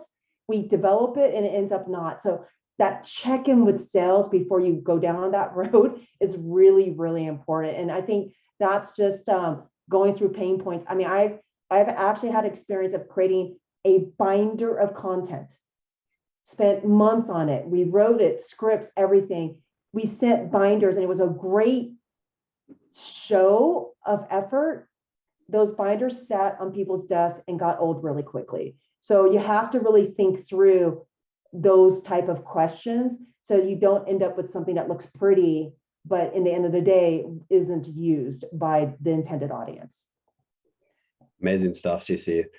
So that is all the time that we have today. Thank you so much again, Cece. It was wonderful having you here. And Rose, back to you. Well, James, thanks for inviting me, and PMA, thanks for hosting this valuable conversation. Thank you again to the entire community. If you do reach out to me on LinkedIn, just let me know you were on the PMA Alliance so I know to accept your connect. Sometimes it's hard to know where connects are coming from. So thank you all very much. Great. Thank you, James. Thank you, Cece. That was a fantastic session, really insightful. I know there is a couple more comments and bits and pieces and feedback in the chat, but like they both mentioned, feel free to reach out to James and Cece directly via LinkedIn, and I'm sure they'll be happy to connect with you further. There was one final question about referencing the name of the video testimonial software you referenced, and I believe, correct me if I'm wrong, but that was a built-in part of the Enable Us solution. So yeah, head on over to Enable Us, and I'm sure you'll find out more. So we will have a short break now, and we'll be back in about 30 minutes for the afternoon session. So I will see you all then. The business world moves at a fast pace, making it hard to keep up with needs and emerging opportunities in your market. You need a way to easily gather and organize feedback from your users and buyers. You need Vansery. Now, companies can streamline both their quantitative and qualitative research through a single digital platform. The Quant-to-Qual tool allows users to pull insights and survey large groups so you can identify the most interesting respondents and then engage them directly via a one-on-one call or text exchange, transforming existing scattered feedback and research channels into one easy experience. Click into the most interesting data points to see who provided them, then schedule a qualitative phone or video session to dive deeper. Vansary's platform allows you to engage your market through user feedback sessions, buyer interviews, or large surveys, in whichever sequence best suits your needs. If you're ready for a better research experience, you're ready for Vansary. Request a demo today.